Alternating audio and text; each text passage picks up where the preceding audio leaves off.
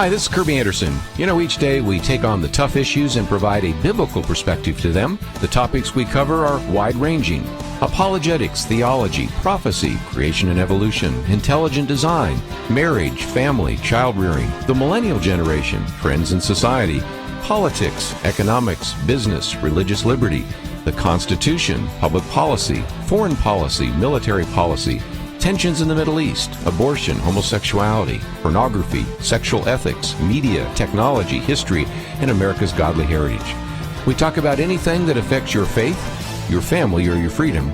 So don't go anywhere, because Point of View starts right now.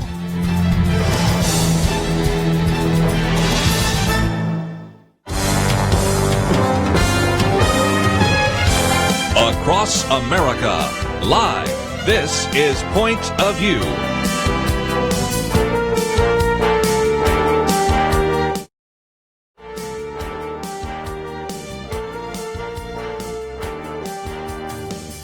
And now, Kerby Anderson. Thank you for joining us today here on Point of View. This first hour, we're going to spend some time looking at a variety of issues. One of those has to do with the Starbucks stand down, and that's one of the columns we've posted on our website by David French, who's been in the program with us before, and I tend to quote from quite often. And we also, of course, have heard from the two individuals, the two African Americans that were in that Starbucks in Philadelphia. So we'll start with their comments, and then with David French pointing out that the remedy that is being proposed by Starbucks is not something that really passes, if you will, scholastic scrutiny, and so we'll get into that a little bit. Yesterday, we also had a roundtable with our millennials talking about the decision that came down on immigration and deportation, and that one just certainly argued that Judge Gorsuch, now Justice Gorsuch, Neil Gorsuch, did what I would expect a lot of constitutionalists to do, and that is to say the law is somewhat vague, and so even though he may have disagreed with the outcome, nevertheless said, you know, we're going to send it back to the legislature and get this right. And they were, in some respects, very supportive of him. But I thought I would post a piece and also talk about something which came out just about 18 hours ago, I guess it was. Gorsuch is dead wrong on immigration, and so that will be a piece that comes from Conservative Review, so I thought I'd mention that. And, of course, it is very interesting right now as they're having the confirmation hearings for a Secretary of State. Mike Pompeo, when he was put forward as a CIA director, won all sorts of accolades, even from many Democrats. And interestingly enough, those same Democrats now all of a sudden have said, well, we're not so sure he should be Secretary of State. Oh, well, you know, it's Dianne Feinstein and Tim Kaine and, well, 12 other Democrats all thought it was really great that he would be in the CIA. But now that he'd be Secretary of State, and now, in some cases, because some of them are running for re-election and don't want to be challenged on the left, are standing up saying that this could be the first time we have a Secretary of State that is actually not confirmed by the Senate. In, I don't know, you'd have to go way, way back to find that. I don't even know how far back that goes, because you look at some of the more recent votes. George W. Bush's first nominee, Colin Powell, was confirmed unanimously. Condoleezza Rice, 85-13. Hillary Clinton received 2 no votes. John Kerry, only 3. I guess even every Secretary of State, it says, since 1925 has been reported out of the Senate Foreign Relations Committee favorably. So, you know, this would be unprecedented. So we'll get into that and all sorts of other topics to address. But as we talk about Starbucks today, one of the questions for you, if you'd like to join us on air, 1-800-351-1212, is have you ever, whether you're African-American or Hispanic-American or Asian-American or whether just Anglo, have ever had any difficulty at Starbucks? Love to hear your story, or maybe stories similar to that in other venues. But let's, if we can, take this piece that came out from the Huffington Post, because it's the first time we've had a chance really to hear from those two individuals. And the story says, well, 2 black men arrested at Starbucks in Philadelphia last week while waiting for a friend spoke out publicly for the first time today, revealing that the store manager called 911 2 minutes after they arrived. Okay, that one really starts challenging some of the timeline that we have here. They go on to say that Rashawn Nelson and Dante Robinson walked into the Starbucks on April 12th at approximately 4:35 p.m. They told ABC's Good Morning America that she immediately asked the store manager. He immediately asked the store manager if he could use the bathroom, but was told restrooms were for paying customers only. Nelson said he left it at that and joined Robinson at a table to wait for their friend to arrive for their scheduled 4:45 business meeting. The Starbucks manager then approached the men and asked if they wanted to order something, according to Robinson, and they declined. At 4:37, 2 minutes after they had arrived, the manager called 911. And so you can begin to see that this is a problem that obviously Starbucks had to address. Robinson said they can't be here for us, recalling his initial reaction when police officers entered the Starbucks a few minutes later. As a matter of fact, Nelson said as soon as they approached us, they just said we had to leave. There was no question of, was there a problem here between you and the manager or what happened? Police didn't explain why they were being arrested. It says, we wasn't read any rights, nothing, Robinson said, just double lock handcuffs behind our backs and escorted out and put into a squad car. And, of course, we've all, if you've looked at YouTube at all, seen the video showing the men's arrest that went viral over the weekend, sparking protests at the store and calls now to boycott Starbucks. As a matter of fact, Melissa DePino, who is a writer who recorded the incident, said the police were called because these men hadn't ordered anything. They were waiting for a friend to show up who did as they were taken out in handcuffs for doing nothing. And the other white people are wondering why it's never happened to us when we do the same thing. And so, of course, the argument that has been made is that this had a racial element to it, and there may indeed be that. Of course, you have the Starbucks company CEO, Kevin Johnson, who is publicly vowed to fix the problem. And the way they're going to fix the problem is next month, they are going to close down 8,000 Starbucks locations for the afternoon so they can receive racial bias training. And so that is something I want to address in just a moment.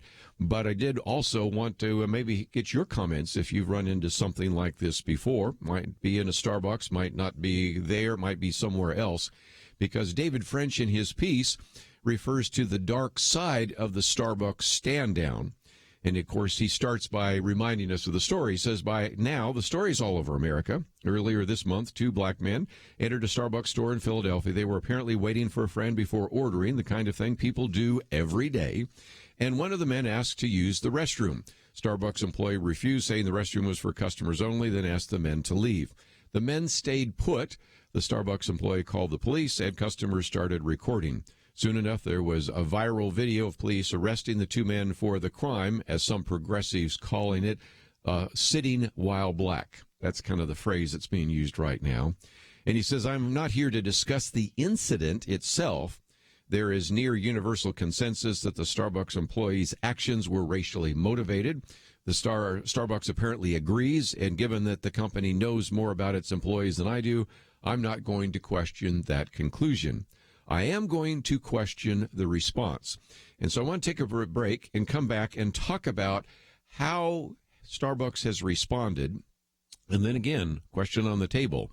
Is this an overreaction? Is this an appropriate response? Are there some other things that this particular establishment or others could do? And of course, Starbucks has always been associated primarily as one that has promoted lots of progressive ideas. And so there is a sense in which some people have gotten just maybe secretly a little bit of fun by the fact that now, for the first time, when you've seen boycotts that have been launched against Hobby Lobby or Chick-fil-A or other conservative establishments, it was kind of interesting to see people calling for a boycott of what has been pretty much a progressive, secular establishment. But will the solution that is being proposed right now by Starbucks be effective, and does it really pass scholastic and academic scrutiny? I think you'll find that in this piece that we've posted by David French, there are a lot of questions that we can put on the table, and that's what we'll do. But if you'd like to join us, make a comment or ask a question, 1-800-351-1212. We'll be right back.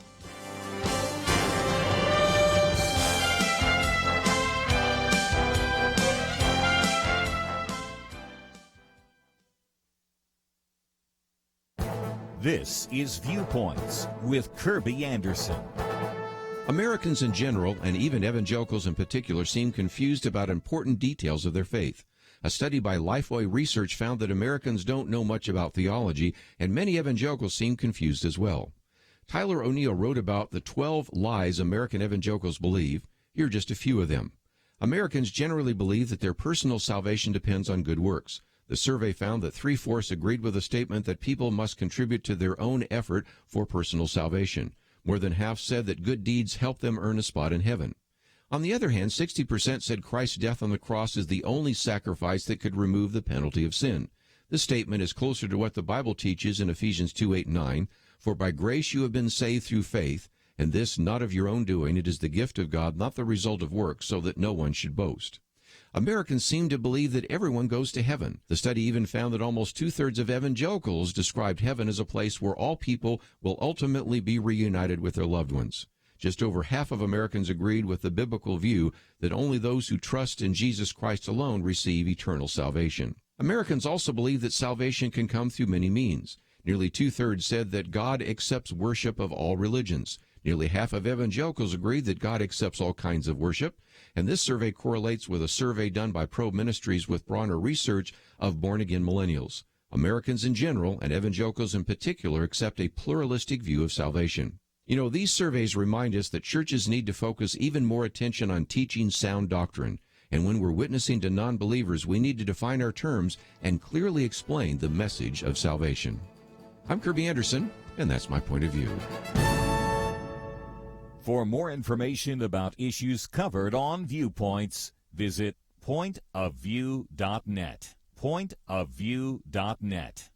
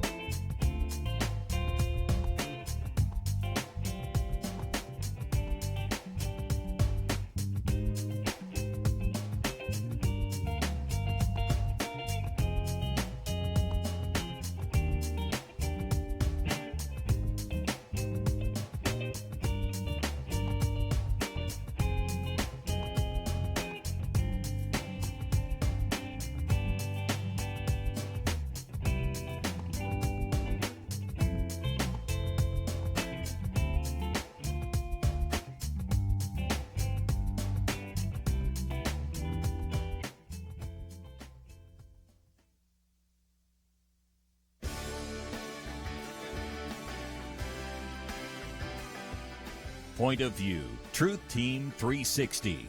The future is now. Hi, this is June Hunt from Hope for the Heart. Kerby and his guests are biblically based, and they bring a conservative voice to today's issues. I want to encourage you to honor this ministry with a special financial gift. You can do that at pointofview.net. That's pointofview.net. And Kerby, I thank God for your ministry. You are needed in our world because truth is needed in our hearts. Point of View, Truth Team 360. The future is now. And opportunities for you to find out a little bit more on some of the things we talk about every day. Go to the website, pointofview.net, and this particular article by David French, The Dark Side of the Starbucks Stand Down, is there. And of course, as you go there, if you want to click on that button that says donate and help us out, we would appreciate that as well. Last week, of course, we had our Truth Team Week, and so we are still continuing just a little bit of an emphasis on that before we just move on to other topics. And if you'd like to join us on air, that number is 1-800-351-1212. Let me also mention that we do broadcast on Facebook Live, and I will be looking there to see if you want to leave some comments. Sometimes you don't want to come on the air, but you'd like to maybe share your example or your incident that has happened to you. As we, for just a few more minutes at least, are going to talk about these two individuals, African-American men, in the Starbucks store in Philadelphia that were arrested. They'd only been there for 2 minutes, we now know, after the 911 call was placed. And as David French said in his opening piece here, He obviously says, look, there was near universal consensus that the Starbucks employees' actions were racially motivated. Starbucks apparently agrees, and given that the company knows more about its employees than I do, I'm not going to question its conclusion. He says, I am, however, going to question its response, and that's what I want to focus on now in this particular segment. David French, again, who's a Harvard-trained lawyer, an individual who's been involved in really looking at some of the scholastic material for some time, says, in more rational times, Starbucks would discipline the manager responsible, notify the rest of its employees that discriminatory behavior will not be tolerated, and be done with it. After all, no one reasonably believes that Starbucks, a company that consistently competes for gold in the corporate woke Olympics, I love that turn of phrase here, turns a blind eye to systemic racism. No one responsibly believes that the company's founder is anything other than committed to racial equality. That would certainly be the case. Let's give credit where credit is due. But then David French says, we live in hysterical times, and hysterical times call for hysterical measures.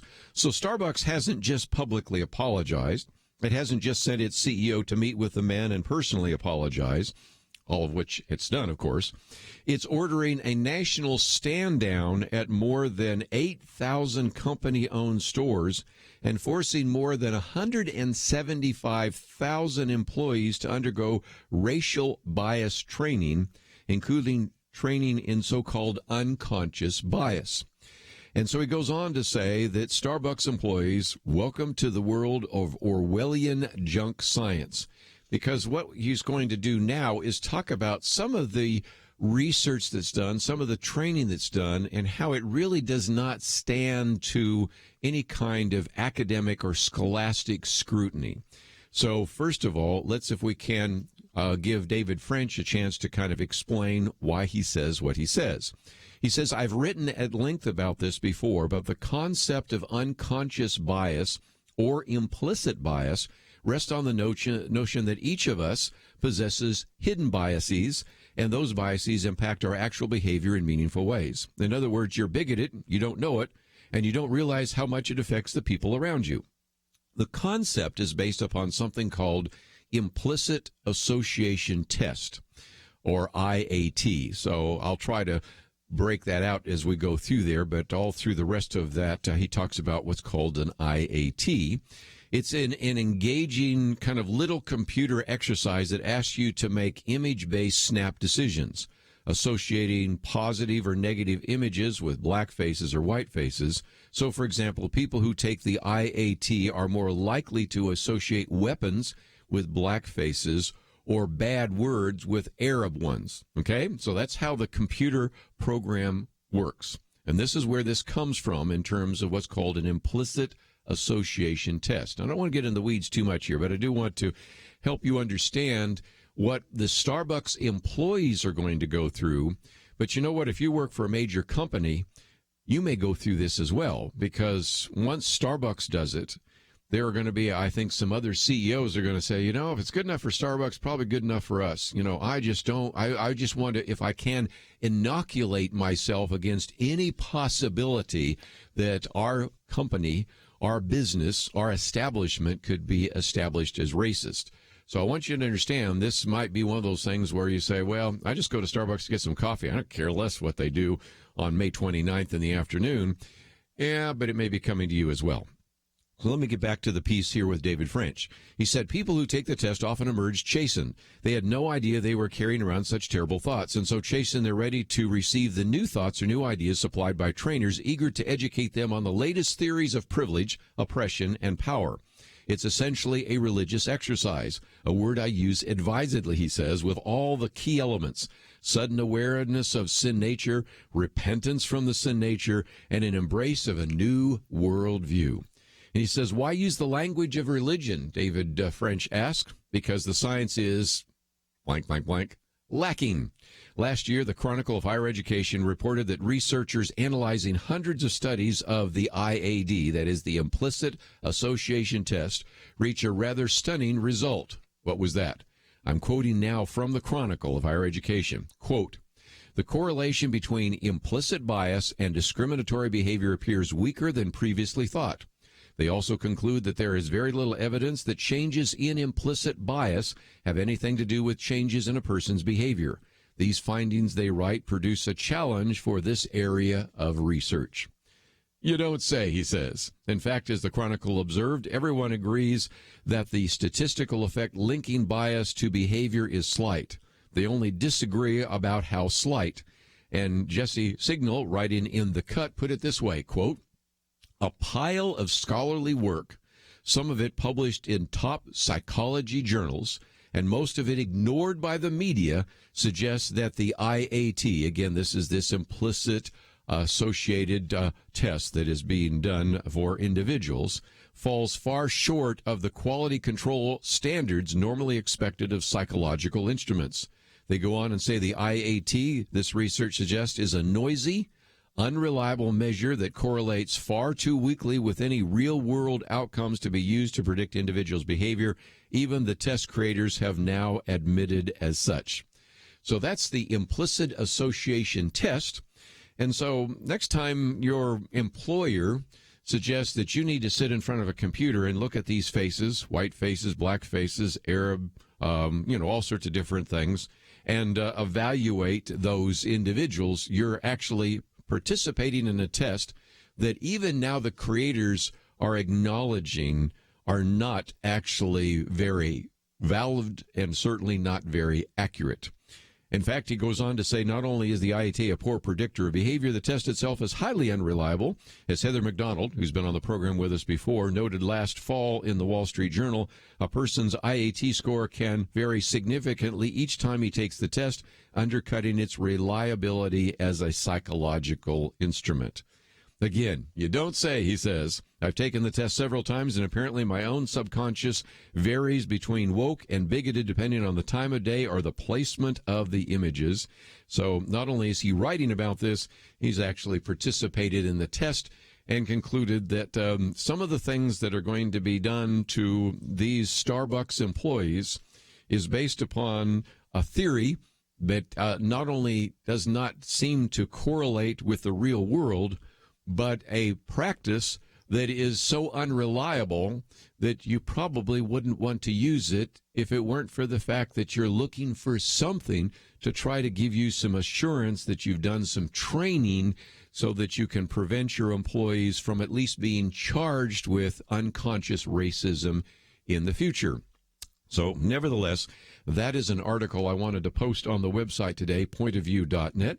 You're going to be hearing a lot about what is going to be taking place at the training there at Starbucks. And again, if you're a listener who actually works in Starbucks, I'm sorry for you. But more importantly, even if you say, well, I don't work at Starbucks, this will never affect me. Don't you say that too loudly, because it indeed might. If it, quote, works for Starbucks, I can see lots of other employers pulling you into an office, having you look at a computer, and then concluding that you have an unconscious racial bias or ethnic bias, and then trying to provide some kind of corrective so that you will no longer have those unconscious biases in your mind. Let's take a break. Love to hear your comments. If you'd like to join us, 1-800-351-1212. If you'd like to leave a comment on our Facebook Live, we will take those too, and we'll be back right after this. A 2013 survey asked people around the world whether sex without marriage is morally wrong.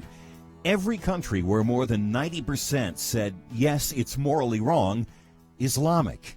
The worst two, tied at 6% saying it's wrong, France and Germany, the nations of Calvin and Luther.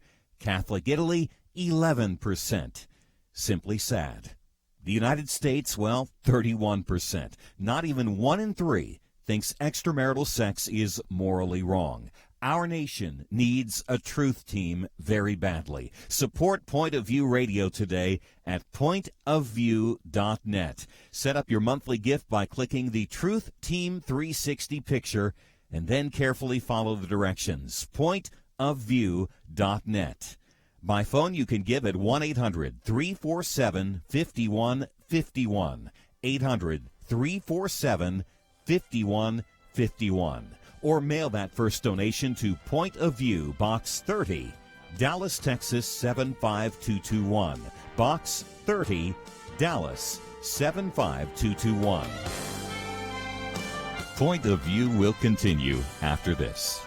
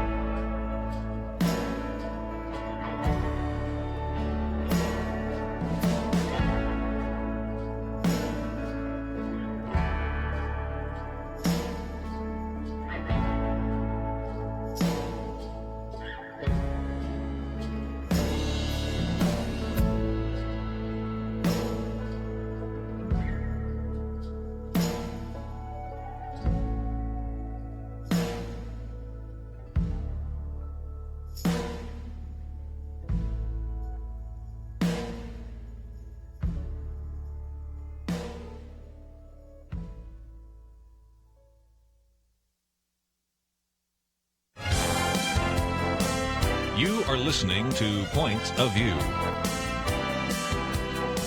The opinions expressed on Point of View do not necessarily reflect the views of the management or staff of this station. And now, here again is Kerby Anderson. If you'd like to join a conversation, 1-800-351-1212. If you'd like to leave a comment, Facebook Live page, or even on our website, pointofview.net, all available to you as well. And if you were listening yesterday, you know that in the second hour, which would be the first hour of our national broadcast, which takes place between 1 and 2, we had our Millennial Roundtable with Chelsea Human, as well as with Jonathan Bodner. Now, one of the things that we talked about was this decision that came down on the issue of immigration and in particular on deportation. And one of the arguments being made by Chelsea was that, if you look at the reasoning by Neil Gorsuch, even though he is primarily a conservative and certainly a constitutional originalist, on this particular case, he sided with the four liberals. And as I've pointed out before, you can always depend, the four liberals always vote liberally no matter what the issue is. It's just amazing how that has been a lock, and it has been, if you will, something that you can just assume when you walk in to provide and actually give the oral arguments for a case. On the so-called conservative side, there's some movement, and we talked about the fact that even before Neil Gorsuch was sitting in that chair, a man before him, Antonin Scalia, actually in one particular case that we used as an illustration yesterday, even though he was repulsed and disagrees with burning an American flag, nevertheless said if that speech, the Constitution protects speech, so even though I disagree with the conclusion, I will rule in favor of the defendant. And in this particular case, Neil Gorsuch, who now has replaced Antonin Scalia in that seat, also was looking at this issue from a constitutional point of view. And if you read his particular opinion, and I kind of scanned through it last night, there's just a lot of technical jargon and things in there, but nevertheless, I mean, he took the time to explain what the framers intended. Quotes from Madison in one of the Federalist Papers talks about some of the original stances on people that were here illegally, aliens and the rest. And so in this case came down on the side with the four liberals. So we said, well, this is something that happens when you have a person who believes in the Constitution. Sometimes they'll come to a conclusion that emotionally they disagree with, but nevertheless feel that that's what the Constitution demands.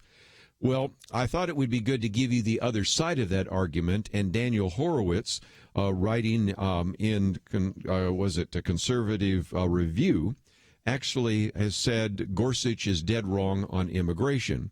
And one of the things he says is, we've heard people criticize Donald Trump, but they always at least say, but Gorsuch, at least we have a conservative on the court that we would not have had with Hillary Clinton.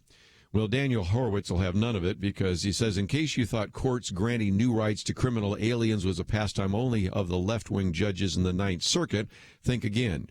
He says Neil Gorsuch joined with the four most extreme left justices to rule that the entire statute of Congress mandating deportation for criminal aliens convicted of crime of violence is unconstitutionally vague.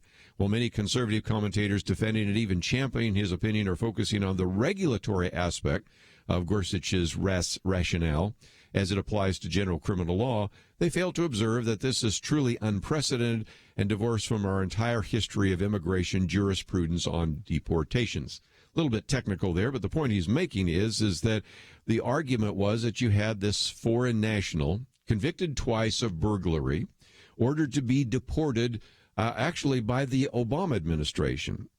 Well, the Ninth Circuit Court, that's the one out in California, stepped in and said the clause of the law used to deport him was unconstitutional because it is evidently, as Daniel Horowitz said, unconstitutional to enforce our own immigration laws unless we spell out every possible crime in the statute so that foreign nationals know the entire laundry list of crimes for which they can be deported.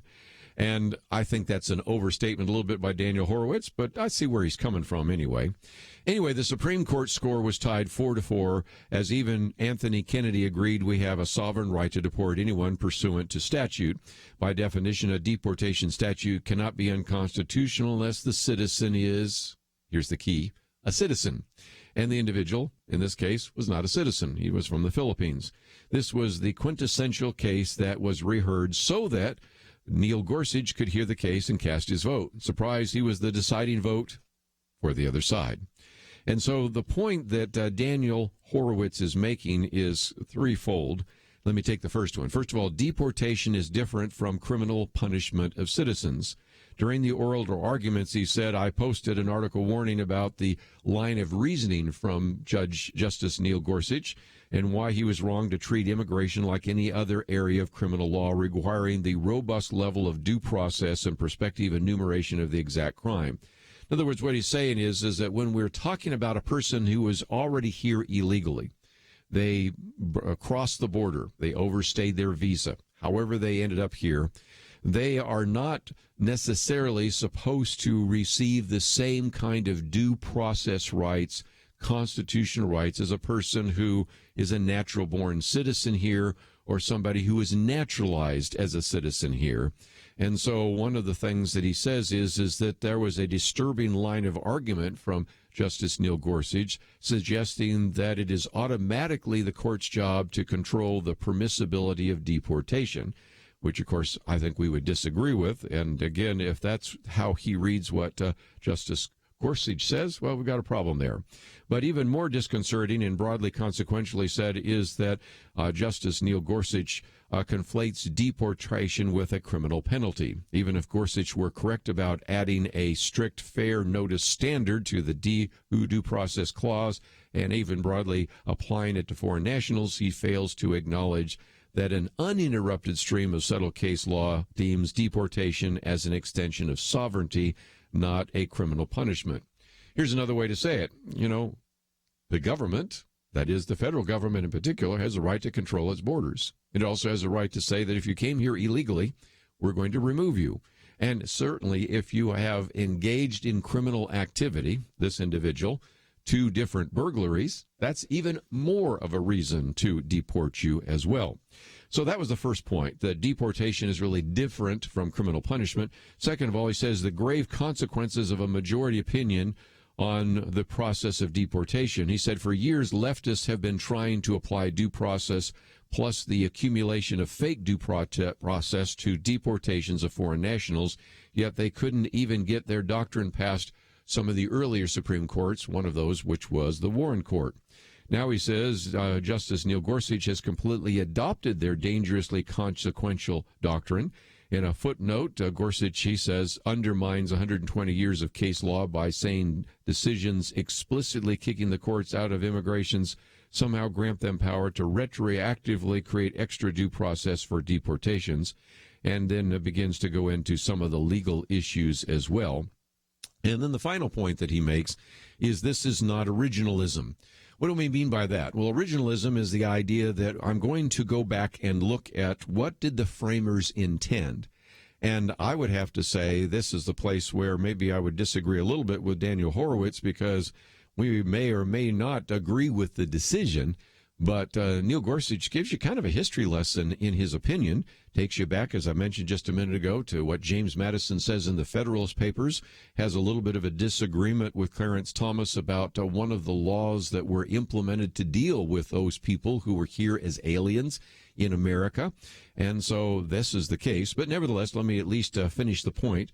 And that is, again, Daniel Horowitz says this is not originalism. The reality is that broadly delegated authority to the executive, while undesirable to conservatives in almost every domestic policy governing citizens, is highly appropriate and rooted in our history for keeping out undesired immigrants. Congress wants the executive branch to keep out bad guys. We can debate about certain reckless driving habits, but there is no ambiguity, he says, about burglars.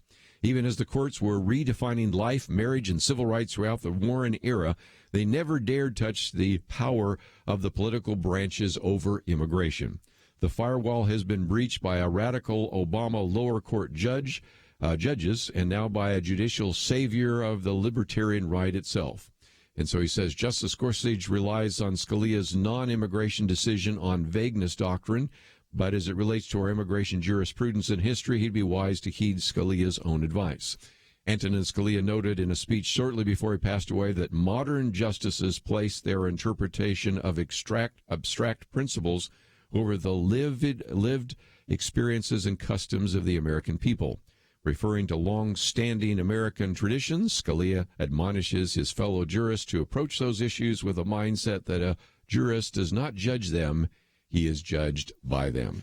So if nothing else, a different perspective on the decision that came down from Justice Neil Gorsuch. This is one where conservatives may not necessarily be in agreement with him. And, of course, There is a lot that needs to happen quickly from Congress if indeed we're going to allow the deportation of people that have engaged in criminal activity. So let's get to it. I'll be right back.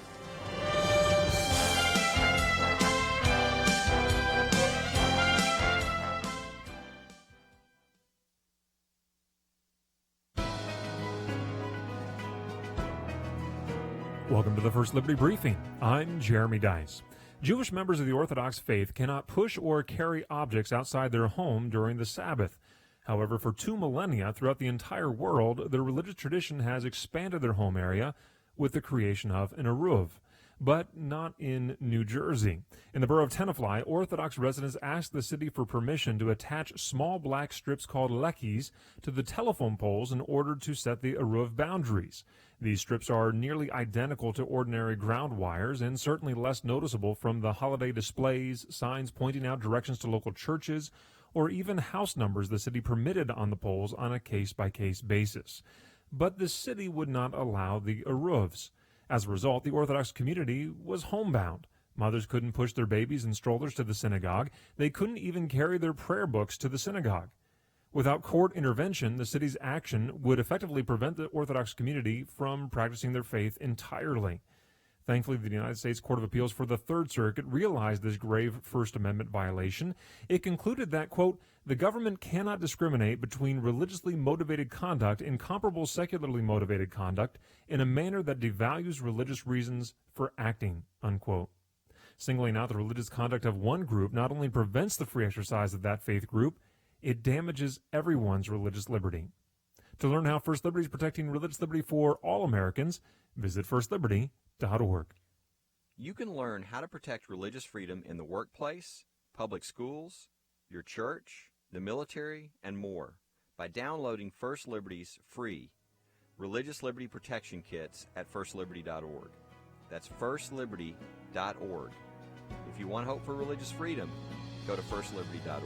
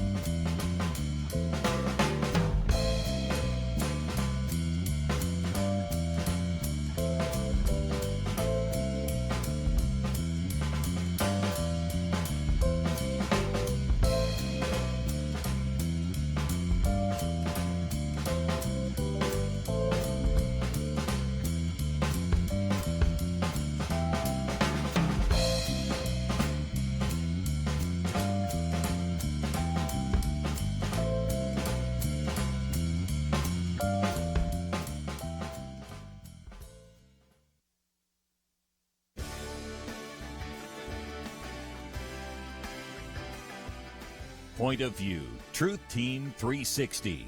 The future is now. Y'all's program is wonderful, and enjoy it every day. I learn so much every time I listen to it. Not only that, I want to encourage everybody listening to donate, because without our donations, I know that y'all won't be able to stay on the air, and it's just, I don't know where we get this kind of information if it wasn't from y'all. I can't afford not to support you. Point of View gives me a voice, and I just appreciate you. And I've been here listening for years, so I thank you, and I do. Again, I said I can't afford not to support you, because I want you to keep going. You know, I can't go to Washington. I can't do those things, so the only way that I can help is the way that God has provided for me, and to give some of that back to you guys. So, like you said, partnering with Point of View, because, you know, you can't do it alone. Thank you very much for what you guys do. Believe me, it's a needed thing, and I just hope everybody certainly would get on the bandwagon with you. Point of View, Truth Team 360. The future is now. Back for a few more minutes, and in the next hour, we're going to be talking with Atul Tandon about Opportunity International.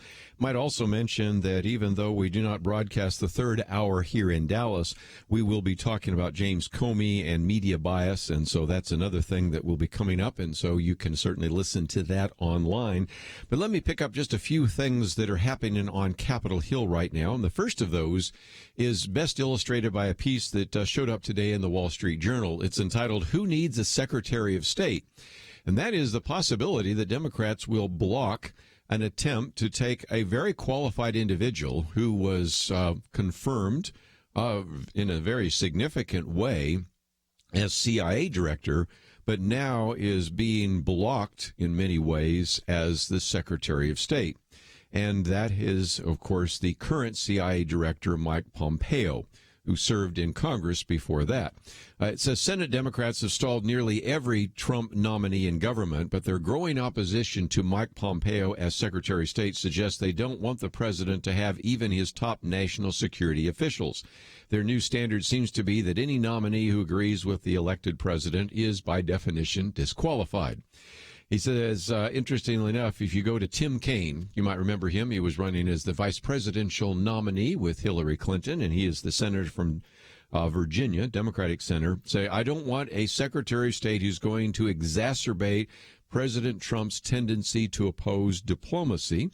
And that's what he said on Face the Nation on Sunday. He cited Mike Pompeo's opposition to Barack Obama's nuclear deal with Tehran and his support for regime change, although moderator Margaret Brennan didn't let him finish that thought.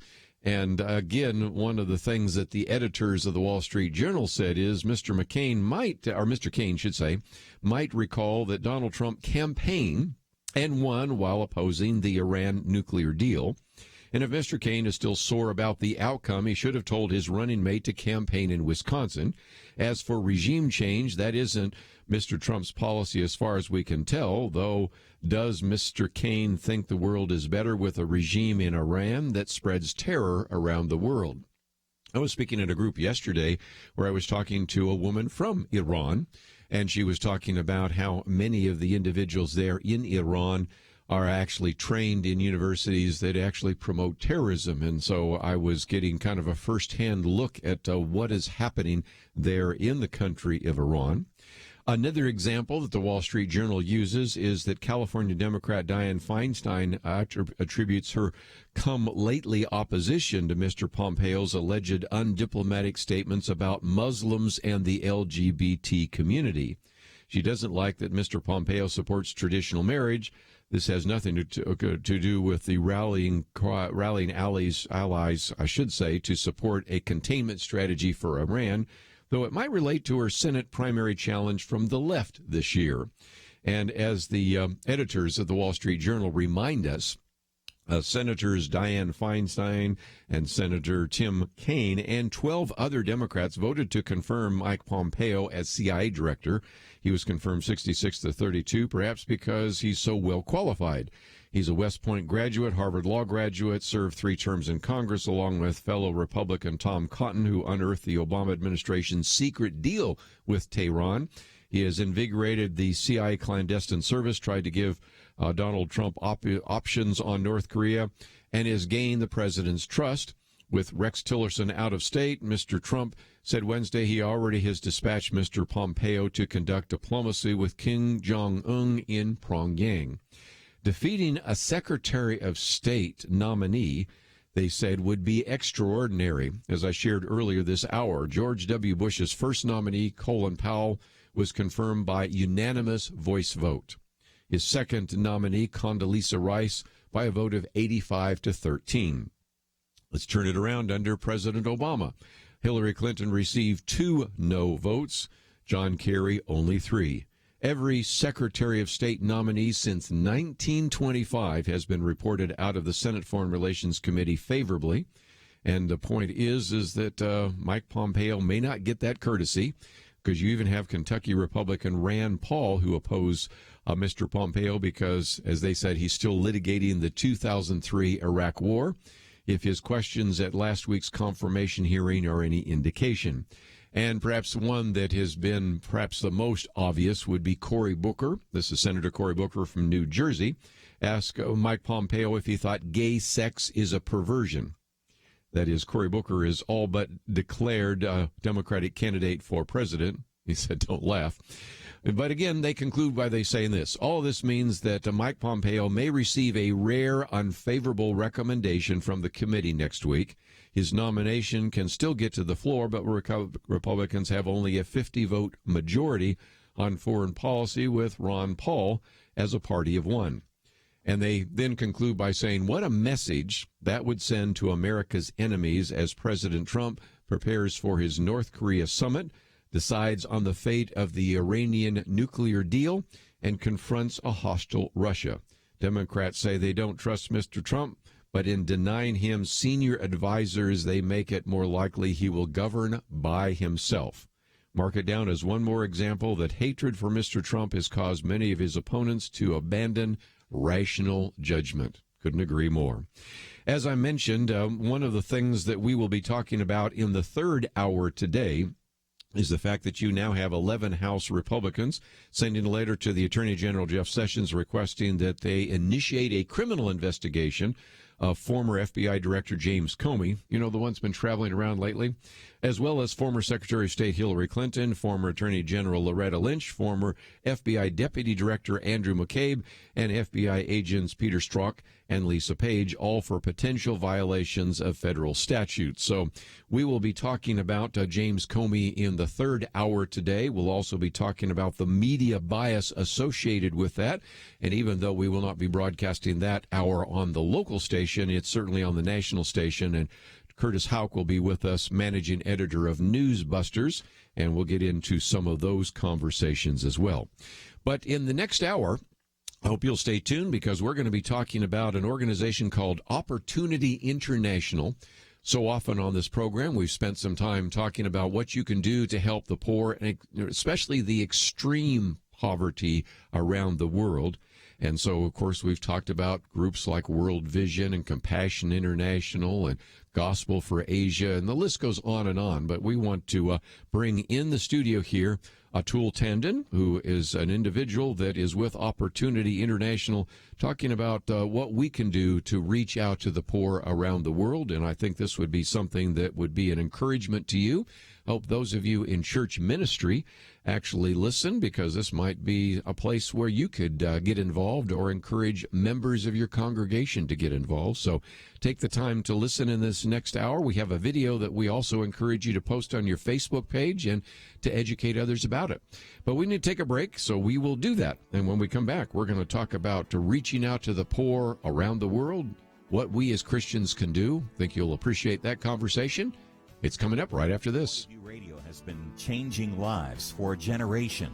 Listeners have been inspired to apply themselves in all kinds of ways, to stand up as lawyers defending the Constitution and freedom, to start Christian schools, training up a new generation, to launch ministries on college campuses, even to run for and serve in Congress. So again, what are you doing to make a positive change? One way to start today is to join the Truth Team, Truth Team 360, and help us change lives. Our nation needs a Truth Team very badly. Support Point of View Radio today at pointofview.net. Set up your monthly gift by clicking the Truth Team 360 picture and then carefully follow the directions. pointofview.net. By phone, you can give at 1-800-347-5151, 800-347-5151. Or mail that first donation to Point of View, Box 30, Dallas, Texas 75221. Box 30, Dallas 75221. Point of View will continue after this.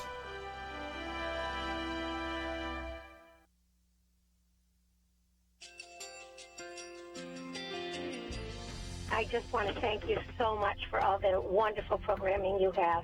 You're just absolutely fantastic. I recently started listening to Point of View, and I really found it interesting because of the different subjects you cover. Thank you for that. I really appreciate everything that you do. in keeping us informed. Thank you, Kerby, for everything that you have been doing. I appreciate all the work that you're doing, advocating for the Word of God. Thank you so much. Point of view, I think, is absolutely necessary because it's a Christian perspective, a biblical worldview perspective, and receive very current, up-to-date information about what is really going on, week to week in our culture, which is changing so rapidly, and yet it's morally sliding backwards. Yeah, I'm just, first of all, I thank you guys. Y'all's program is wonderful, and enjoy it every day. I learn so much every time I listen to it.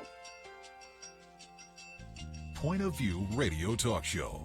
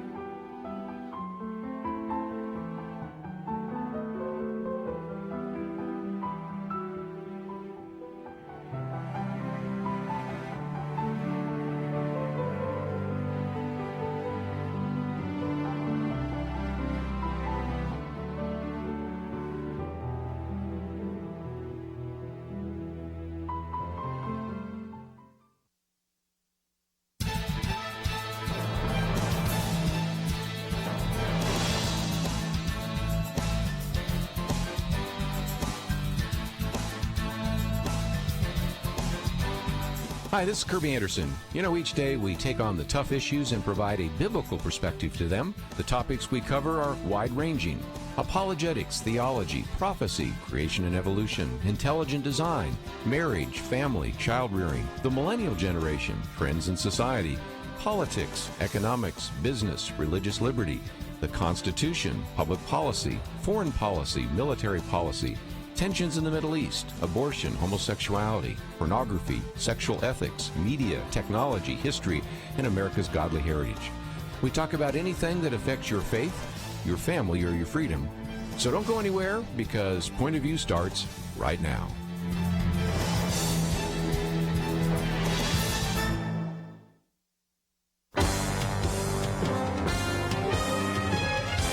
Across America, live. This is Point of View.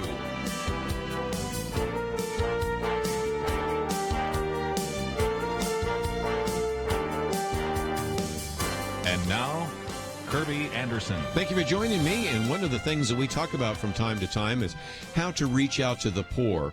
We've had individuals on this program talking about extreme poverty and hope rising. We have certainly had individuals on this program from things like World Vision and Compassion International. As a matter of fact, my wife and I have sponsored many children through those organizations. We've had people with Gospel for Asia. We've talked about microfinancing, and we're going to come back to this topic once again. So first of all, if you've wanted to say, you know, I would really like to reach out to people around the world and make a difference, and especially I want to talk to some of you that are in church leadership.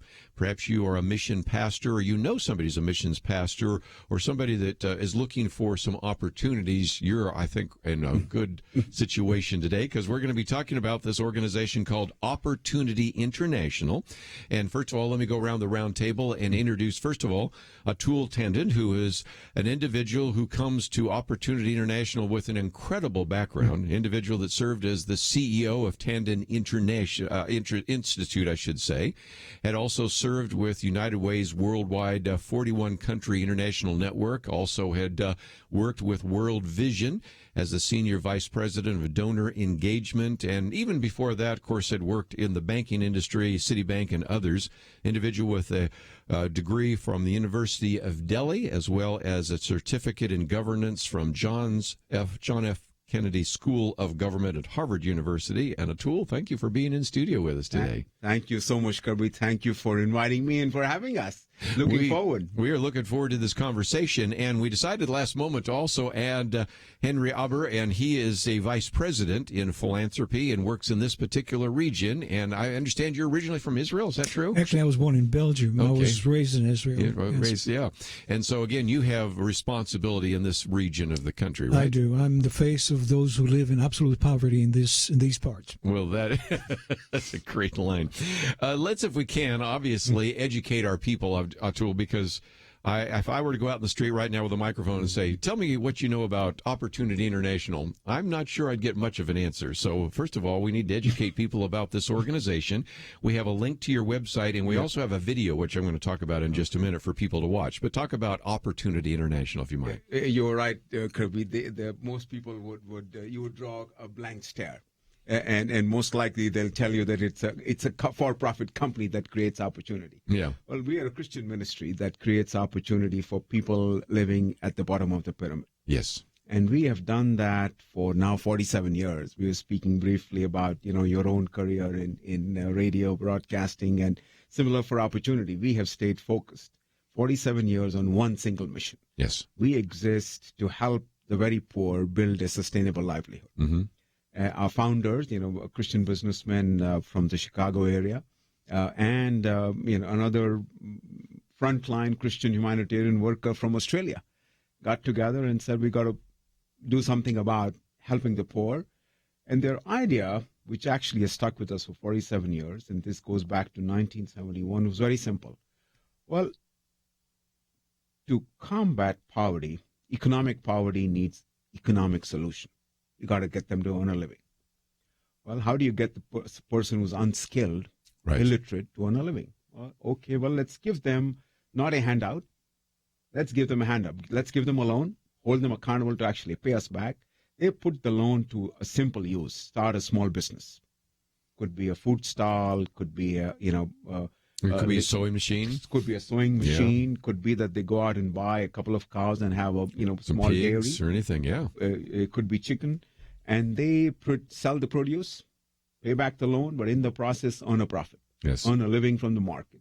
That's what we've been doing for 47 years. Yes. Well, and again, we have done some conversations with other people about these so-called microloans and things like that. So that is something that when we've talked about it, sounded new, but you've been around the business for a long time trying to do that as well.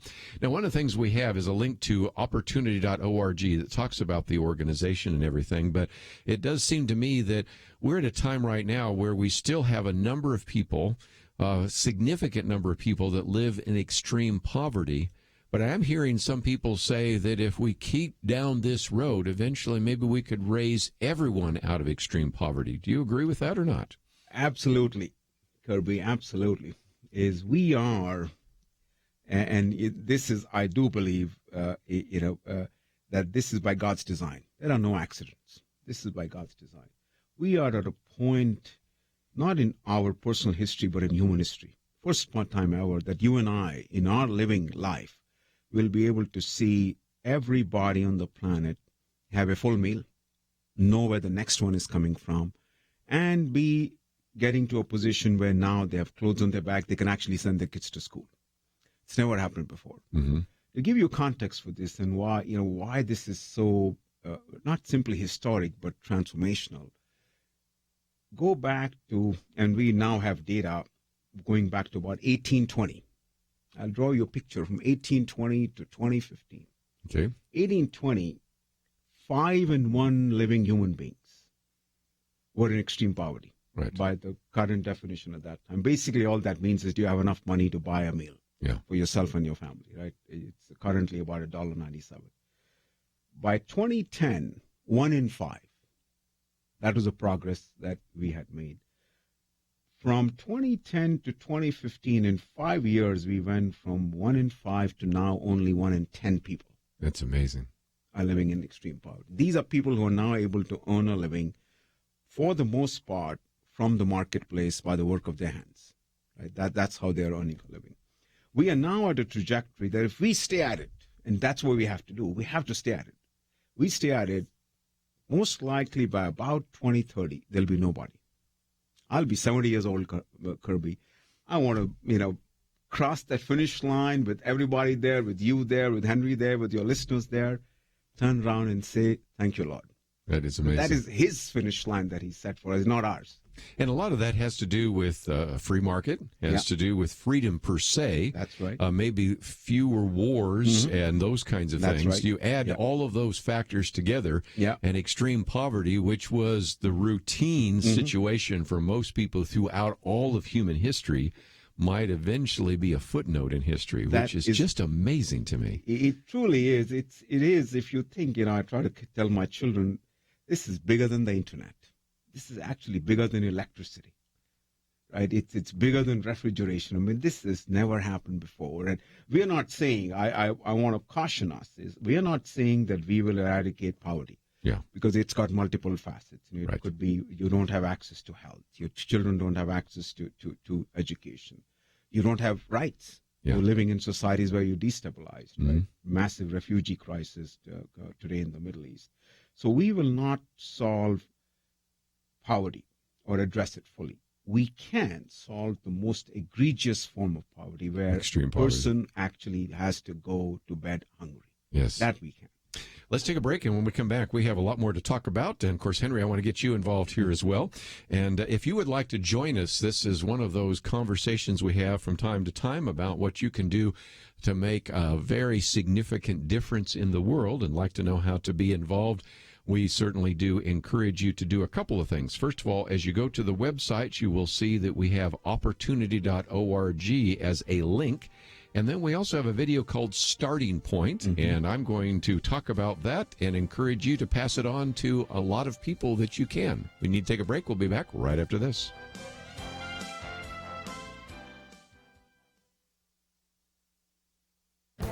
This is Viewpoints with Kerby Anderson.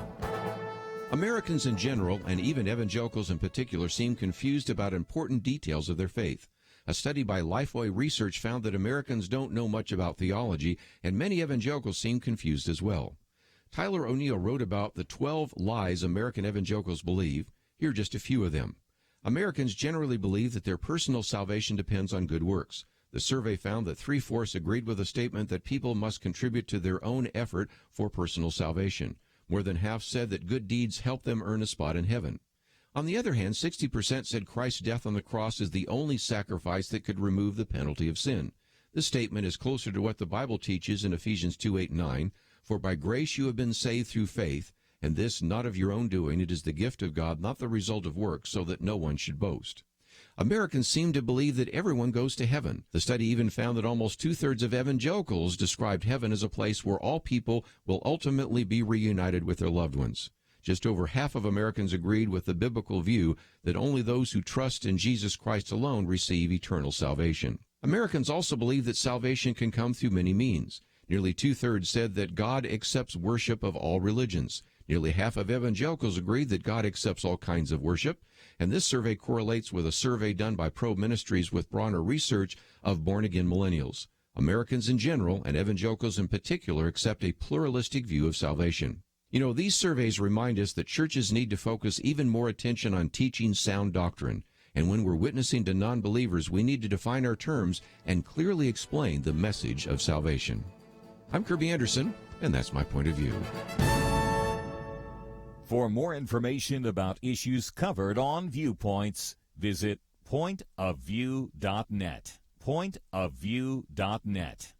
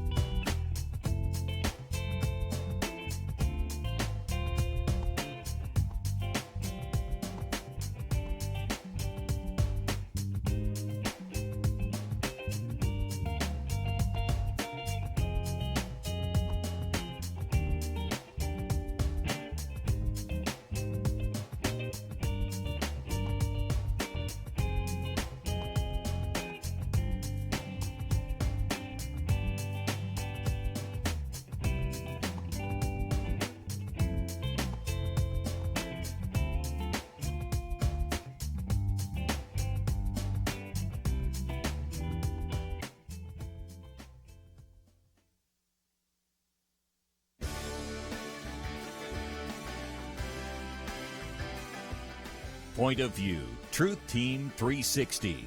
The future is now. Dr. Sean McDowell. We clearly live in difficult times, especially for Christians. Sometimes it feels like the culture is just turning against us quickly. We need to speak up with compassion, but we need to speak up with truth in the way that Jesus did. That's one reason why I'm a big fan of Point of View, is they're dealing with cutting-edge, controversial subjects that the church sometimes doesn't want to deal with. But they do their homework, they do it informed, they also do it in a way that's practical so we understand the issues but know what we can do about them. Ministries like Point of View can only survive with the help of listeners. One of the reasons I think Point of View is so valuable is because they just deal with the cutting issues of the day in a manner that's informed, in a manner that's gracious, and in a manner that's making a difference. Point of View is standing up for truth, and they need your help. Point of View, Truth Team 360. The future is now. Back once again, and as we talk about some of those cutting-edge issues, one of those is this issue of extreme poverty. We've talked about this with a variety of individuals that are encouraged and hopeful and looking at what's happening on the economic scene around the world. And so, again, we have in studio with us Atul Tandon as well as Henry Haber. And, Henry, let me come to you for just a minute because people might wonder, okay, when you come into a community, how do you make decisions about what you might provide to those individuals in terms of a loan or in terms of some kind of resources? How do you make that decision? Well, we learned from history that it's better to go into a community and identify the assets in the community. And we realized that the people that we are interacting with are actually the assets. They're created in God's image. And God has given them a certain talent. And it's amazing to see how good they are, how good of merchants they are. They may have never gone to school, but yet in terms of transactional business, they can stand up to an MBA graduate, as far as I'm concerned. And so we identify those assets, and we are here to help them use these assets in order to move to find their own way out of poverty. For example, if you take someone who's got a woman who's got a little lemonade stand. So the question is, what would access to a $50 loan would do? It may mean that she can double the amount of lemons she buys and maybe quadruple the amount of her revenues. And before you know it, she hires 2 girls in the community to open lemonade stands in other parts of the community. So this is how it starts. It starts with a person that was created in Christ's image and has an asset, and how can we help stimulate that? Using their gifts and talents in a way that honors the Lord and certainly helps them to become self-sustaining. Amen. Oh, fascinating. Atul, let me talk for just a minute about the video. One of the things I like to encourage our listeners to do is, as they listen to this, of course, they can go and watch this video again at YouTube or something else. But right now we have one of your videos called Starting Point. It's about 1.5 minutes long, and what I'm going to recommend is that people watch the video because it will give you the vision. Yeah. And then we have a thing that says right at the bottom there, share this, and it has a place for Facebook or Twitter or Instagram, and I would encourage them to post it and start a conversation, because this might be something that would cause not just the people listening to this program, but people in their sphere of influence to say, you mean I can get involved? There are some ways in which we can begin to address extreme poverty. So I want to see if we can use this program to maximize the number of people that know about Opportunity International. You okay with that? Absolutely. We would love them to watch the video. And, as you're watching, if you want to go to our website, opportunity.org, you can go there as well and, learn more about the organization. And please share it. It's the multiplier effect of one person passing on to the other. It's not a ripple, but a tidal wave. Yes. Well, and next to your picture is your name, and we also have a link to your Twitter account and your Facebook account. And then, of course, we have a link to the website. And as you're on screen, people can watch that as well. So we've given people a way that they can connect up with you. But let's, if we can, talk a little bit more about this. Henry was talking about doing an assessment. Give us a feel for what that looks like, because a lot of people say, that's a little bit unique. I mean, you're not going in here saying, well, I know what's best for you. Instead, you're saying, what can we do to help you be successful? And I think that's really much more of a biblical perspective, isn't it? That's exactly right. So I'll give you, I was in Ghana just a few weeks back, and we have a bank that, Opportunity Bank, that serves the poor. So that's the clientele we work with. So I'm sitting in we have a small teller lobby, and I'm sitting there with our loan officer. So this lady walks in, Kerby, into the door, and she speaks to somebody, says she wants a loan. I didn't understand the language, so I'm sitting behind the loan officer, and this young lady, the loan officer, starts to talk to this lady sitting across. She says, "Why are you here?" She said, "Well, I want a loan." So what do you want a loan for? Well, she said, "I want a loan because my home is in the public marketplace, 2 doors to the left of the public latrine." Her address, Kerby, was not a street address. Her address was, my home is 2 doors to the left of the public latrine. Well, this lady's, and so my loan officer is intrigued. What does that have to do with anything? She says, a lot of people go to the public latrine. I'm going to sell fruit and vegetable right there. When they come out, they can buy it. So you think about this. I mean, this is an illiterate woman, never done anything.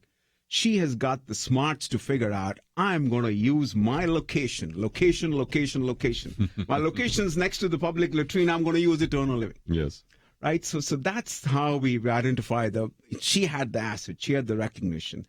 Now, what happens next is very important, Kerby, is the Opportunity Loan Officer starts to talk with this lady about what kind of a loan, how much loan will she need, how much money she got.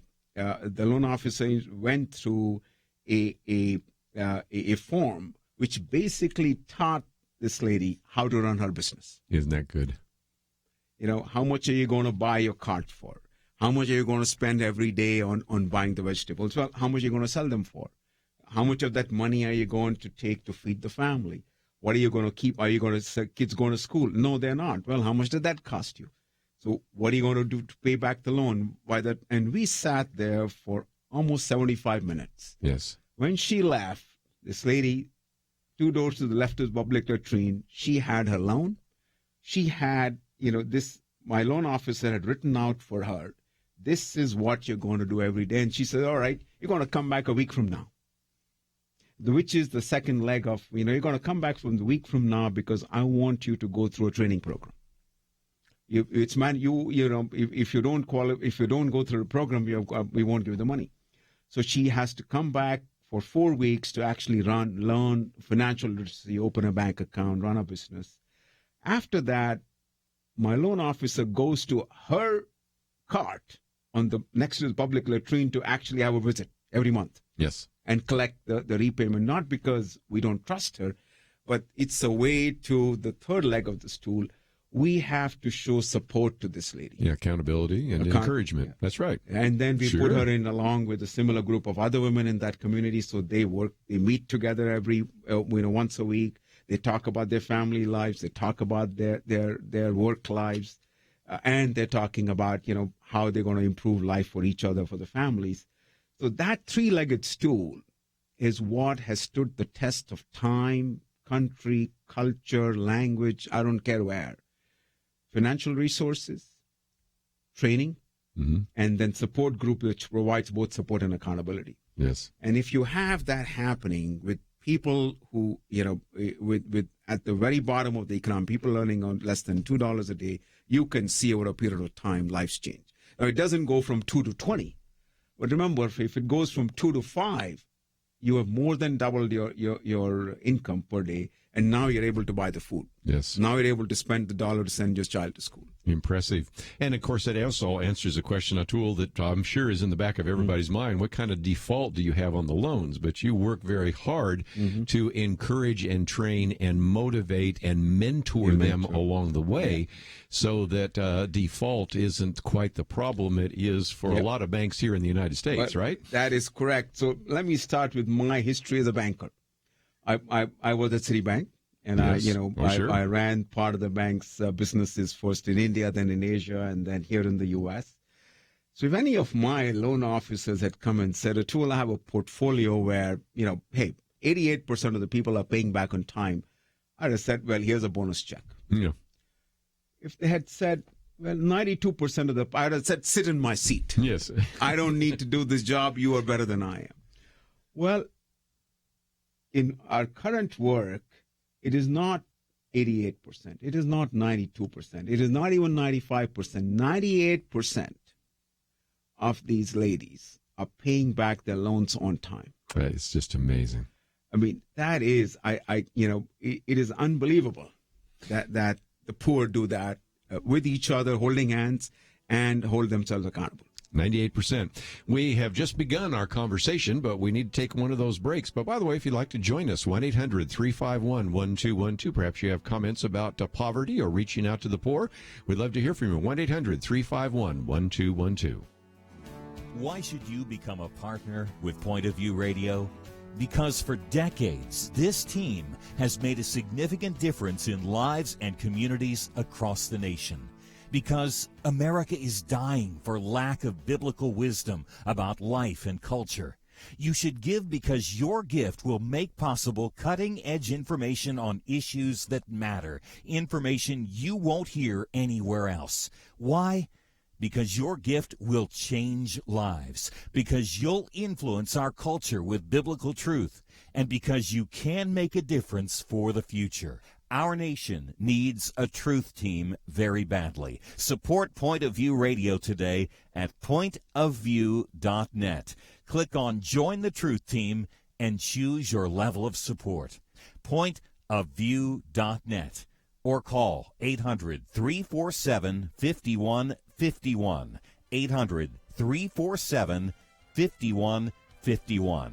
Or mail that first donation to Point of View, Box 30, Dallas, Texas 75221. Box 30, Dallas 75221. Point of View will continue after this.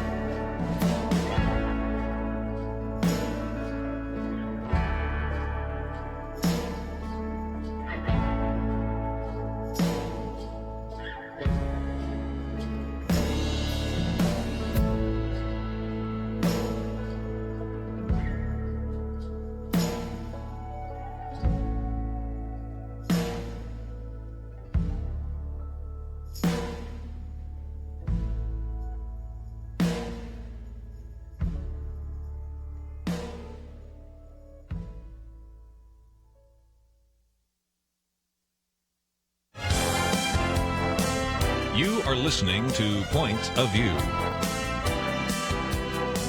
The opinions expressed on Point of View do not necessarily reflect the views of the management or staff of this station. And now, here again is Kerby Anderson. Privileged to have two guests in studio today as we talk about Opportunity International. And if you find yourself saying, I've really never heard about this organization, that's why we're doing the interview. And we're giving you a chance to learn from Atul and Henry. And let me just say that, again, if you would like to join the conversation, that number is 1-800-351-1212. I'd like to know what your church is doing to reach out to, especially those in extreme poverty. Also, maybe you have some questions about how your church or your individuals, your small group could get involved. So we'll talk about that in just a minute. You've already heard my assignment, because as you click on the picture here of Atul, you will see that we have links to his Facebook page and the Twitter account. We have a link to opportunity.org, and we have a video there. It's about 1.5 minutes long. Won't take you long to watch. It's called The Starting Point. There are many other videos. I just picked that one because I like that one. You can see the finish line for the extreme poverty. Amen. And it's, really, you have to start, right? And again, my assignment to you is to watch the video and then put it on your Facebook page or your Twitter account. Send it out to someone else. Maybe you have a pastor that you know in your church that probably isn't listening to Point of View right now. Send it on to him or to her and tell them a little bit more about how they can get involved. And Henry, let me come to you for just a minute, because people might say, well, my goodness, I've never heard of something like this before. But it is really interesting, because it sounds to me like your loan officers are almost like teachers and mentors. And really, it's a way to show the love of Christ, isn't it? Absolutely. As a matter of fact, we use the terminology loan officer because that's most understood here in the West. But the clients actually call them transformation officers, or they call them teachers. Because they really are learning how to sustain a livelihood. They're learning how to run a business. They learn how to put together a business plan through that. So they really feel that they have a personal teacher that comes alongside them and teaches them how to live, and how to make a living. So, Atul, it seems to me that if I think about this, a typical Christian, even if they're in a church, sees their pastor once a week.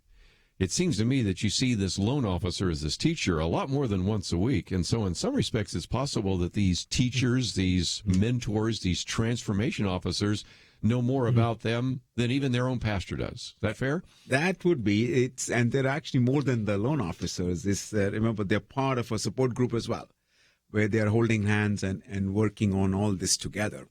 And so both the loan officer, but as well as their sisters, if you will, and almost 90% of our clients are women around the world, know more about what's going on in their lives. And what you see, what I've seen, I was in Bogota in one of the slums, and it's a hard one to get to, because even the local people don't want to go there because of the violence and so on. And there is this, and it was called the Mount Hermon group of ladies. And, and in the group is the oldest was must have been in her 70s. The youngest were two sisters who were 20 years old, right? One is married, the other is not married. I sat there with the group and, we were having a conversation. And it was all about how one of them, their business had, for whatever reason, gone down south. The other 6 sisters were rallying around to say, okay, what are you going to do different? And in fact, because they repaid their loans together, so they're a mutual assurance society, they had stepped in to help her. Well, then comes the turn of these 2 younger women in the group, and the 2 older ladies, the oldest ladies, are giving marital counseling. It's right there. Amazing. I mean, so, talk about life being lived together. So, Kerby, I see that picture and I ask myself, well, is there somebody else in the room who's got a big smile on his face? And I know for sure he does. And that's what, if you will, for me personally powers us, is to be able to be the, you and I, we cannot live their lives. We shouldn't even pretend. It is very hard to live day to day on the kind of resources they live. What we can do, and I do believe we are called to do, is to be the Good Samaritan, is to come alongside, not ask any questions, just be there. And that's what we do. And if there is for us any payback, we are a nonprofit, we're a Christian nonprofit, that is the payback, that we get to stand hand in hand. And I say we, I mean you, I, your listeners, our donors, our supporters, we get to stand hand in hand with these people. Well, again, we have a link here. People are going to say, okay, how do I get involved? What are the possible connection points between my small group, my church, my Sunday school class, my family? How can we connect up with you? Well, the simplest, go to opportunity.org, go to our website. We have all different kinds of programs. In fact, right now we are running a campaign for raising resources for women farmers in Africa. Okay. So you can decide whether you want to, give a loan to one woman farmer or 10 or 20 as one person or as a group. And the reason actually for women farmers is that when we look at the face of extreme poverty, one, it is mostly women, but two, it is actually mostly farmers, households, men and women farmers. 80% of the extremely poor are subsistence farmers. Yes, right. So that's where, and that's our okay, how do we equip these farmers with the training and the tools that they need, the resources? It could be, a loan. It could be the tools and the seeds that they need, right? And then the right practices. How do we equip them so they can actually start to earn a living from their farm, not have to leave their farm and go to the city, but stay there and to be able to earn a living? So that's the easiest and the quickest way to get involved. And I can, tell you, we've had our longest lasting donor, family in Atlanta, were our first donors 47 years back. Wow. They're still with us. That's good. They're still with us. So I can only imagine coming out of this radio show are people who sign up, and they'll be here long after I have gone on. Isn't that amazing? Well, and again, those are some connection points that you have financially. But I have also found a tool that we've had guests on this program that have supported individuals and said, I want to go and meet them. Yes. I don't want to just send my money. I want to go and look them in the face and help them and minister to them. And maybe when I'm there, buy them a bed or work alongside them. Is that a possibility? Absolutely, it is. We have regular insight trips around the world, and there are 4 this year. To go into different parts. There are 2 going, one to Ghana, another to Uganda, to Colombia, and then to India. We would welcome you to join us on those trips. But as well, if you are already traveling, we are in 22 countries, Kerby. We ended the last year with almost 10 million clients, and about 2/3 of them in Asia, about 1/3 in Africa, principally. If you have 2 days, tell us. Call us and tell us, I've got 2 days. I'm in Kampala, I'm in Accra, I'm in Delhi, and we will pick you up from where you are and get you to see what life is like. And frankly, what the tremendous opportunity that a small amount of funding and support can create and how life-changing it can be. I mean, someone once said that what is distributed equally across the world is IQ. God's gifted us with intelligence. What is not distributed equally is opportunity. Right. So if you ask me what we do, well, that's what we do. We are here because your listeners, our donors, want to provide opportunity to the world's very poor people. You're talking about IQ. That kind of brings it to another obvious question, and that is education. Now, you and I have been privileged to go to Ivy League schools, but, if there's one thing that's been a problem, it's in addition to extreme poverty, it's extreme illiteracy. Right. So it seems to me that what I'm hearing you also say is that in many cases you're counseling to send, even if we can't educate you, your children or your grandchildren, so that they will definitely never slip back into poverty, right? That's absolutely true, Kerby, because part of what we want to be able to do is not only 2 things. One, help the parents be able to earn a living. 2 is to get the children to school. Why? Because that's the way to break generational poverty. So about 10 years back, 10 years back, the families that we had started, helping to earn a living, they started coming to us and saying, well, what you've done is great. We're very thankful, but here's what we'd like. We want to be able to send our kids to school. There aren't any local schools. Right. So we started funding about 10 years back private schools in low-income in neighborhoods, which are run by actually local proprietors. So these are not expatriates; these are local proprietors who we give a loan to. They use the loan to set up the school and run the school, and that process, 10 years later, just in Africa, almost 4,500 schools funded, 2.4 million children. Amazing. Going through the schools. So it's great. And, I was told you about Ghana. I was in Kumasi, just up in the middle of the country. And we met Comfort. I'll mispronounce her name, Apaya, lady who, saw all these kids running around, didn't have, not going to school, comes in, asks for a loan, sets up a school. She's now got 700 children. Incredible story. We need to take a break. We'll come back with more on Opportunity International right after this.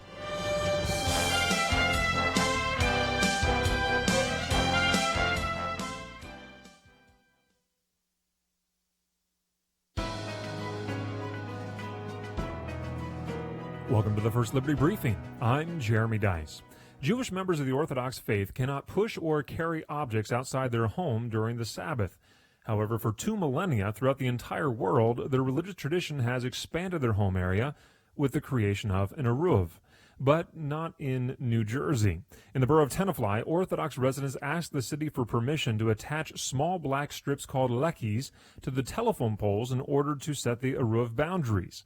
These strips are nearly identical to ordinary ground wires and certainly less noticeable from the holiday displays, signs pointing out directions to local churches, or even house numbers the city permitted on the poles on a case-by-case basis.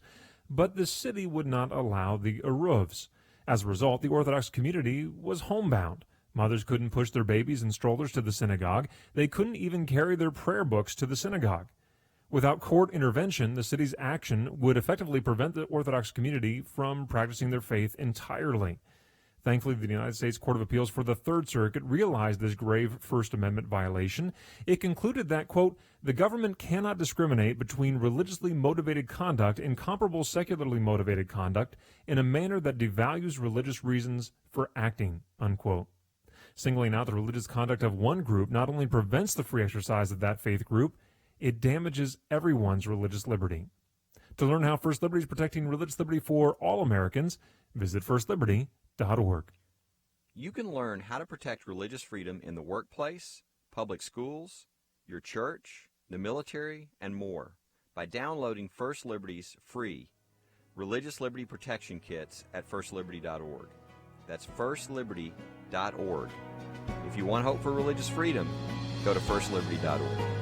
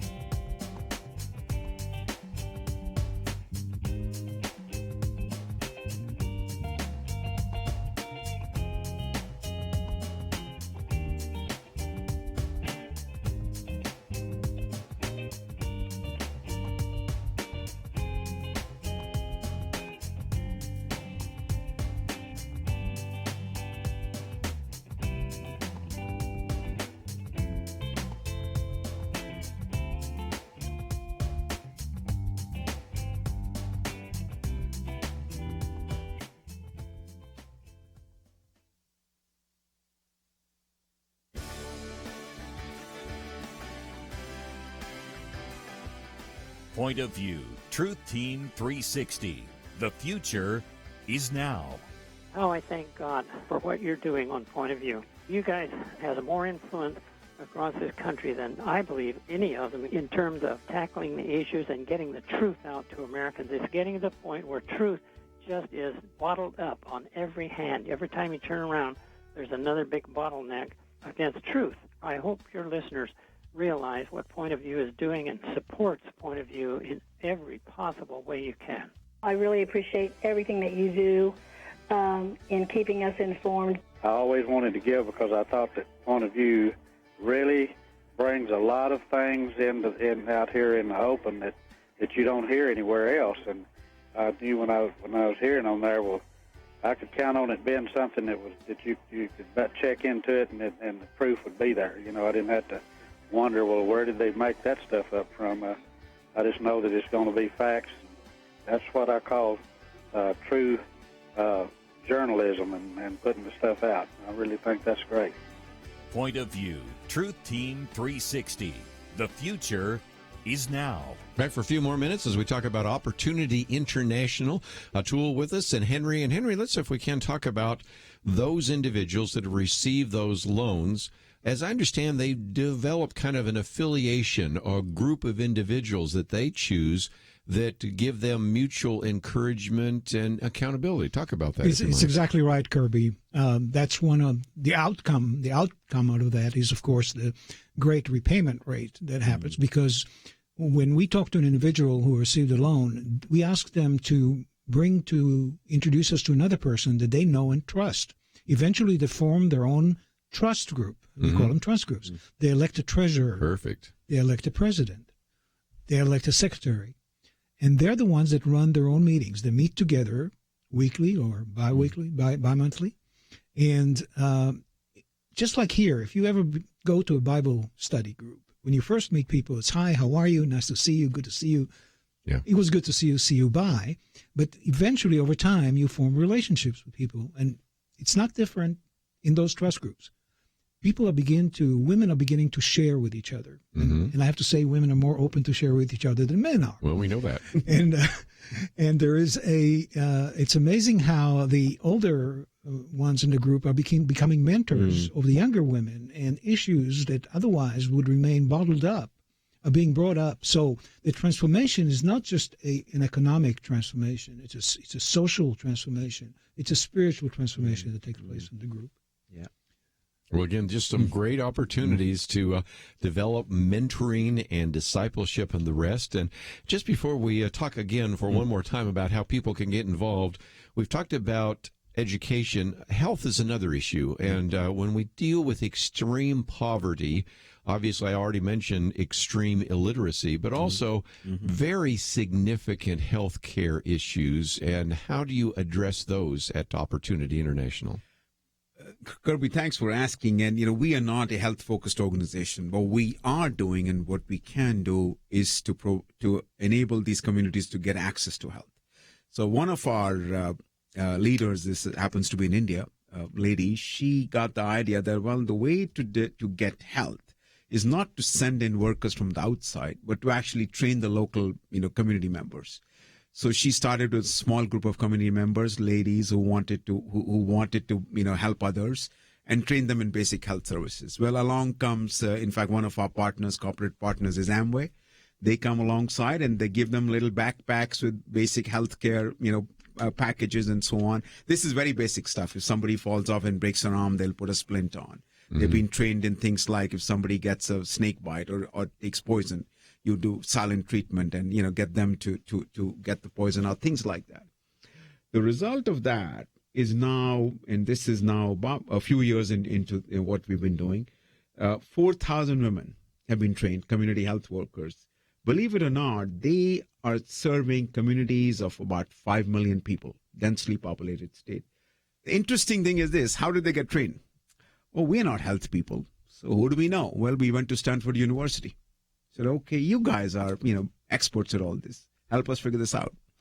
So Stanford sends some of their faculty down to our project in Bihar, and they start to train these women. Along comes a young physician, happens to be from Pakistan, who is on the Stanford faculty. I met this lady. She looks at what her colleagues are doing. This is not going to work. So Kerby, she looks at them and says, these are illiterate women. You've got books and papers. How are you going to teach them? They go away, put their students to work, come up with an app which teaches the entire health training curriculum with cartoon characters. Wow. And so you've got room like this, literally like this, sitting in Stanford faculty. Then the ladies are sitting on the floor in a community hall in Bihar, and they are learning basic health care on tablets. That's amazing. So that's, if you think about it, that's that digital technology. It's the marriage of technology, but at the same time, somebody had to go and get them into the room. Amway had to come around and provide all the service, what they will do in terms of the basic healthcare services they provide. We had to provide, the project to say, okay, how will this come together and hold together?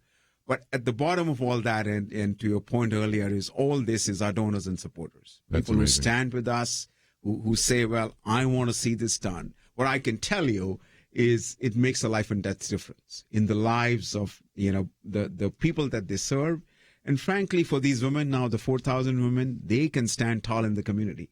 They are not simply participants in the community. Now they're leaders. They're standing on their feet. That's right. Changes how they're seen in their small circles. Changes everything. Changes everything. So I'm just delighted to frankly, be able to hang out with them and participate. And, I can imagine, I grew up in a family in India, and my mother would have been there.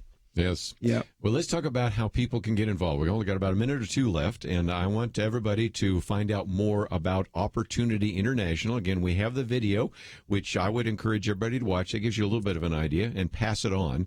But if somebody right now, it may be a pastor, might be a missions pastor, it might be a Sunday school leader, it might be a leader of a small group, it might just be a family member that just says, I want to get our family involved. How can they connect up with Opportunity International? But they can connect. Go to easiest is opportunity.org. Go there and tell us how you'd like to connect. If you're a young person, we have Young Ambassadors of Opportunity. You can get local groups of young people together. In fact, we have, I believe, one in Dallas.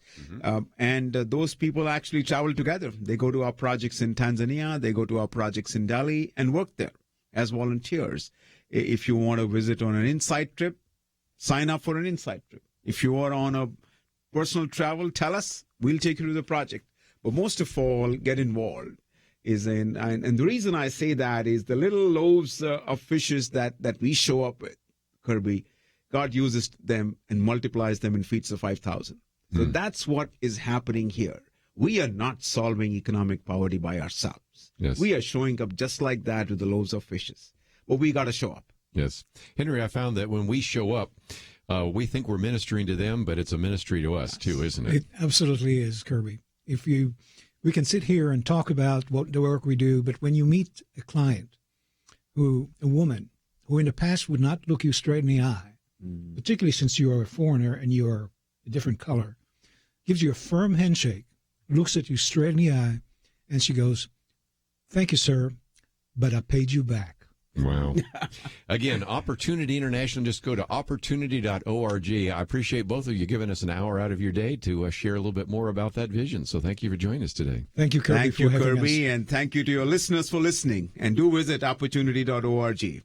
We're going to take a break, and we have a lot more to cover in the next hour, but I just wanted to make sure that you had a chance to hear about this organization, and I hope that you will all get involved. Let's take a break. We have a lot more to cover in the next hour. Certainly a lot of issues in the news we'll be talking about. All that coming up right after this. A 2013 survey asked people around the world whether sex without marriage is morally wrong. Every country where more than 90% said, yes, it's morally wrong, Islamic. The worst two, tied at 6% saying it's wrong, France and Germany, the nations of Calvin and Luther. Catholic Italy, 11%. Simply sad. The United States, well, 31%. Not even 1 in 3 thinks extramarital sex is morally wrong. Our nation needs a truth team very badly. Support Point of View Radio today at pointofview.net. Set up your monthly gift by clicking the Truth Team 360 picture and then carefully follow the directions. Pointofview.net. By phone, you can give at 1-800-347-5151, 800-347-5151, or mail that first donation to Point of View, Box 30, Dallas, Texas 75221, Box 30, Dallas 75221.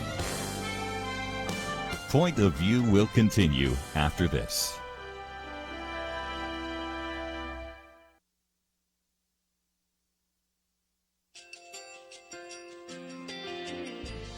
I just want to thank you so much for all the wonderful programming you have. You're just absolutely fantastic. I recently started listening to Point of View, and I really found it interesting because of the different subjects you cover. Thank you for that. I really appreciate everything that you do in keeping us informed. Thank you, Kerby, for everything that you have been doing. I appreciate all the work that you're doing, advocating for the Word of God. Thank you so much. Point of view, I think, is absolutely necessary because it's a Christian perspective, a biblical worldview perspective, and receive very current, up-to-date information about what is really going on, week to week in our culture, which is changing so rapidly, and yet it's morally sliding backwards. Yeah, I'm just, first of all, I thank you guys. Y'all's program is wonderful, and enjoy it every day. I learn so much every time I listen to it. Point of View Radio Talk Show.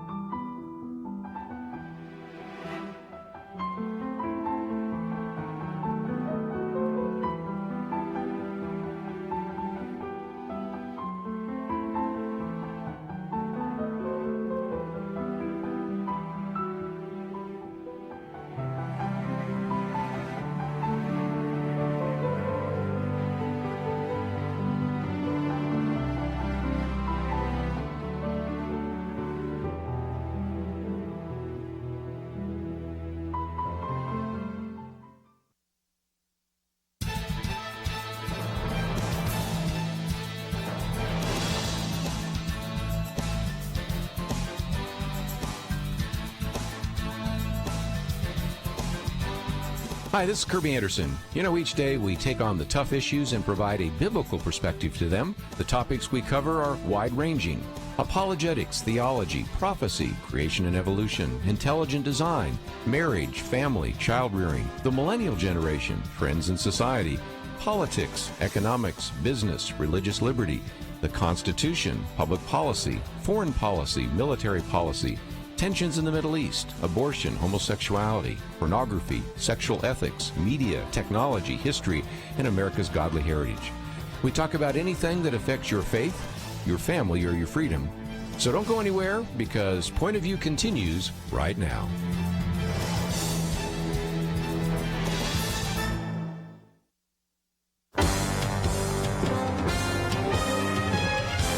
Across America, live. This is Point of View.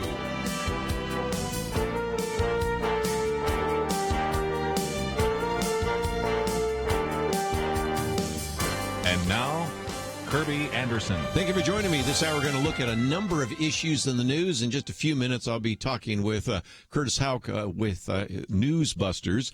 And we'll spend just a little bit of time talking about James Comey. After all, that has been in the news. We've sort of avoided that because there's so many other issues to address. But we will get into that this hour. And, of course, as you may have seen, 11 members of the House of Representatives yesterday sent a letter to the Attorney General, Jeff Sessions, requesting that they initiate a criminal investigation into the actions of the former FBI Director James Comey, as well as former Secretary of State Hillary Clinton, former Attorney General Loretta Lynch, former FBI Deputy Director Andrew McCabe, and the FBI agents Peter Strzok and Lisa Page. And, of course, James Comey's been doing a number of interviews, and we'll be talking in particular about the one in front of ABC with George Stephanopoulos. So we'll get into that in just a few minutes. But before we do so, I thought it would be good to talk about the Starbucks incident for this reason.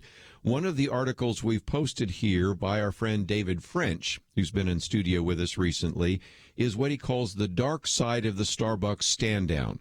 Now, if you're not familiar, one of the things I've also been reading is the piece that came out through Huffington Post, where the two African-American men who were actually arrested in that Starbucks in Philadelphia tell their story. And what is so striking is the fact that they said that when they walked in on April 12th, literally 2 minutes after they walked in, the manager or the individual actually, I guess the manager approached the men and asked if they wanted to order, and then the call came in to the police 2 minutes later simply because they were sitting there. And so, of course, a lot of us have seen the video showing the men's arrest.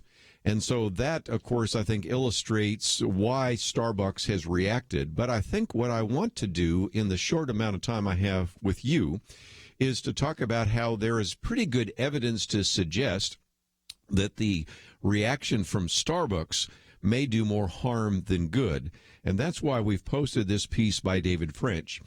He begins his piece by agreeing with the facts that indeed the Starbucks employee called the police. The two men were actually arrested. And as some progressives called, their only crime was sitting while black. I appreciate that. And he said, I'm not here to dissect the incident itself. There was near universal consensus that the Starbucks employees' actions were racially motivated. Starbucks apparently agrees. And then given that the company knows more about its employees than I do, I'm not going to question its conclusion. He says, I am, however, going to question its response. And the reason he does this is that, of course, we now have talked about on the program that Starbucks is going to close down, can you believe this, 8,000 company-owned stores in May for training of the 175,000 employees and to undergo racial bias training, which includes training in so-called unconscious bias. And he refers to that as sort of Orwellian junk science. Well, what does he mean by that? And again, you can read the entire piece, but it has to do with the concept that is something that does not pass scientific or scholastic scrutiny. It's called the Implicit Association Test, or IAT. The Implicit Association Test And David French himself has undergone that and knows other people that have, and will in just a minute be citing in this article we're talking about individuals that have actually provided some kind of analysis of that and are not convinced that it's very effective and actually think it's pretty much junk science. But nevertheless, what it is one element of that is a computer exercise where you make image-based snap decisions. And in the past, when those computer exercises have been done, sometimes what you find is you associate negative or positive images with black faces or white faces or Arab faces or whatever it might be. And so, again, what they found is sometimes people who take this implicit association test are more likely, for example, to associate weapons with black faces or bad words with Arab ones. Okay, so that's what he says. Now, the people that take the test, he says, emerge chastened, and it becomes kind of a religious experience. And he says, am I overstating it by calling it religious? He says, no, essentially it is a religious exercise because you, first of all, have a sudden awareness of your sin nature, a desire for repentance from your sin nature, and the embracement of a new world view. And so he says, why would we use this language? Well, because actually people have found that it isn't even accurate or effective. Let me, if I can now, in the piece by David French, quote from the Chronicle of Higher Education. This is a direct quote from the Chronicle of Higher Education about what's called the implicit association test.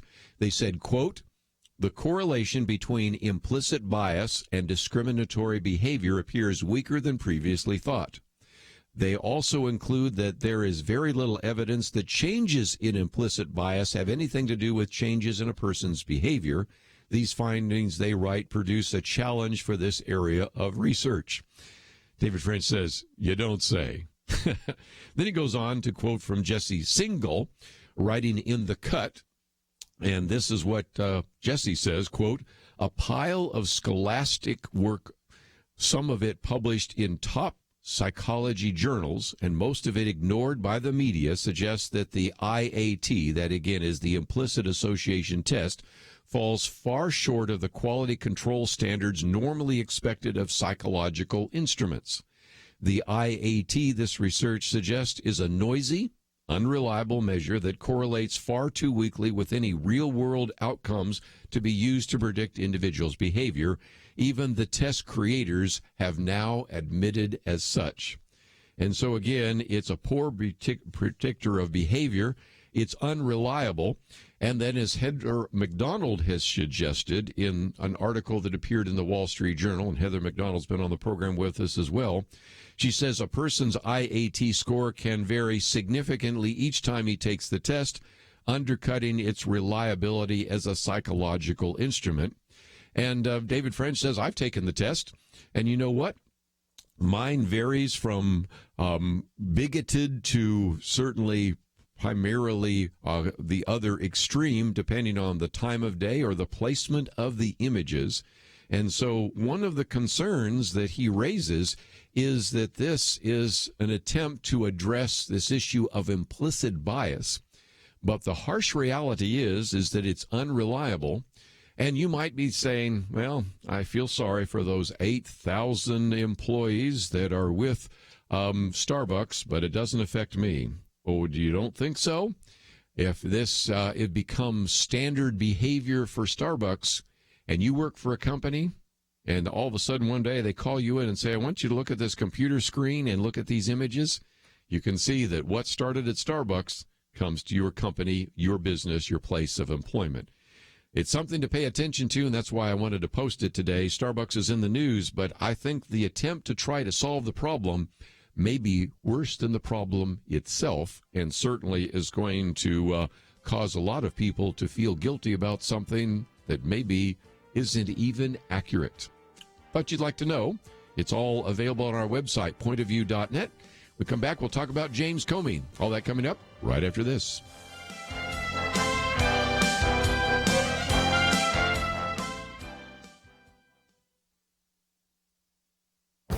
This is Viewpoints with Kerby Anderson. Americans in general, and even evangelicals in particular, seem confused about important details of their faith. A study by Lifeway Research found that Americans don't know much about theology, and many evangelicals seem confused as well. Tyler O'Neill wrote about the 12 lies American evangelicals believe. Here are just a few of them. Americans generally believe that their personal salvation depends on good works. The survey found that 3/4 agreed with the statement that people must contribute to their own effort for personal salvation. More than half said that good deeds help them earn a spot in heaven. On the other hand, 60% said Christ's death on the cross is the only sacrifice that could remove the penalty of sin. This statement is closer to what the Bible teaches in Ephesians 2:8-9, "For by grace you have been saved through faith, and this not of your own doing, it is the gift of God, not the result of works, so that no one should boast." Americans seem to believe that everyone goes to heaven. The study even found that almost 2/3 of evangelicals described heaven as a place where all people will ultimately be reunited with their loved ones. Just over half of Americans agreed with the biblical view that only those who trust in Jesus Christ alone receive eternal salvation. Americans also believe that salvation can come through many means. Nearly 2/3 said that God accepts worship of all religions. Nearly half of evangelicals agreed that God accepts all kinds of worship, and this survey correlates with a survey done by Pro Ministries with Bronner Research of born-again millennials. Americans in general, and evangelicals in particular, accept a pluralistic view of salvation. You know, these surveys remind us that churches need to focus even more attention on teaching sound doctrine, and when we're witnessing to non-believers, we need to define our terms and clearly explain the message of salvation. I'm Kerby Anderson, and that's my point of view. For more information about issues covered on Viewpoints, visit pointofview.net. Pointofview.net.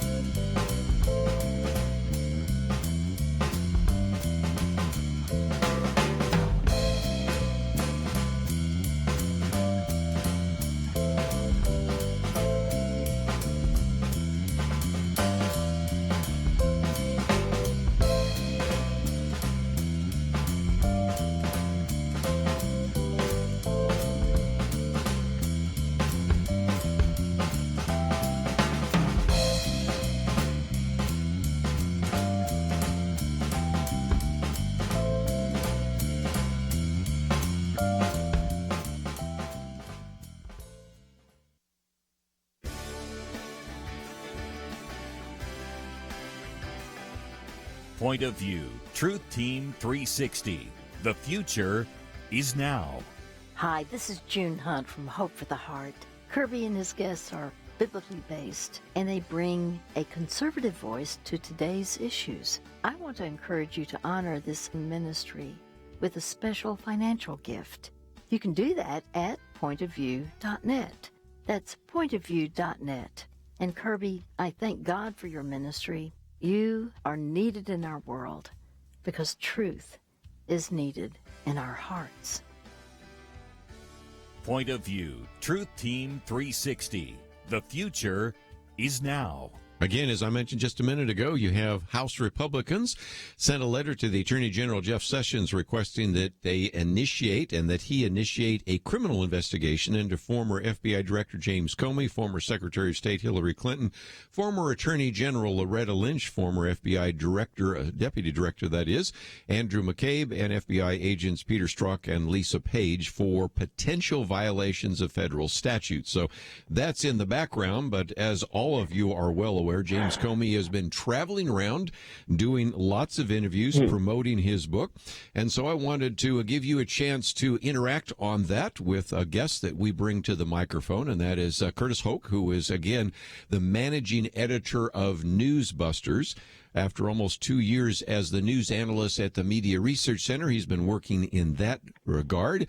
And as an individual that is a graduate of Penn State University in the area of history and political science, also served as an intern for a while at the Heritage Foundation, proud native of Lancaster County in Pennsylvania. And Curtis, thank you for joining us today here on Point of View. Yeah, no problem. Great to be with you. Let's, if we can, get into this. One of the articles we've posted from NewsBusters is an article about ABC presses Comey on Trump's fitness for office and the need for impeachment. You have been, as you always do at NewsBusters, analyzing some of these interviews. Give us kind of a general overview before we get into specifics about how that's been going for James Comey. Right. Okay. So the first interview was Sunday with George Stephanopoulos. It actually had been filmed the Monday before then, and that aired Sunday night. And then since then, he's done a couple of interviews live on ABC again, or live on ABC with George Stephanopoulos. NBC's yesterday. He was on The View yesterday. He's about to go on CNN with Jake Tapper. I think he did an interview with French television, and he did a radio interview with both NPR, National Public Radio, and WTOP, which is the main news, traffic, and weather station here in Washington. And generally, it's been pretty lionized. And I should also mention Stephen Colbert as well. Yes. The one important thing I think is important to underline here is when James Comey has been challenged in these interviews, it has been from the left, pertaining to the Hillary Clinton investigation, about how a lot of these liberal journalists or so-called comedian in the case of Stephen Colbert, how that they think James Comey treated Hillary Clinton very unfairly and that he should have concealed, the information that they found on Anthony Weiner's laptop. When they decided to go with press him on child pornography charges back in late October 2016. But other than that, he hasn't been really challenged, and he has been lionized in the liberal media. And what's really just from our perspective is, as a conservative or just as a, since we're talking, as people of faith here, just kind of the self-aggrandizement and the kind of chest thumping going on here, talking about ethical leadership.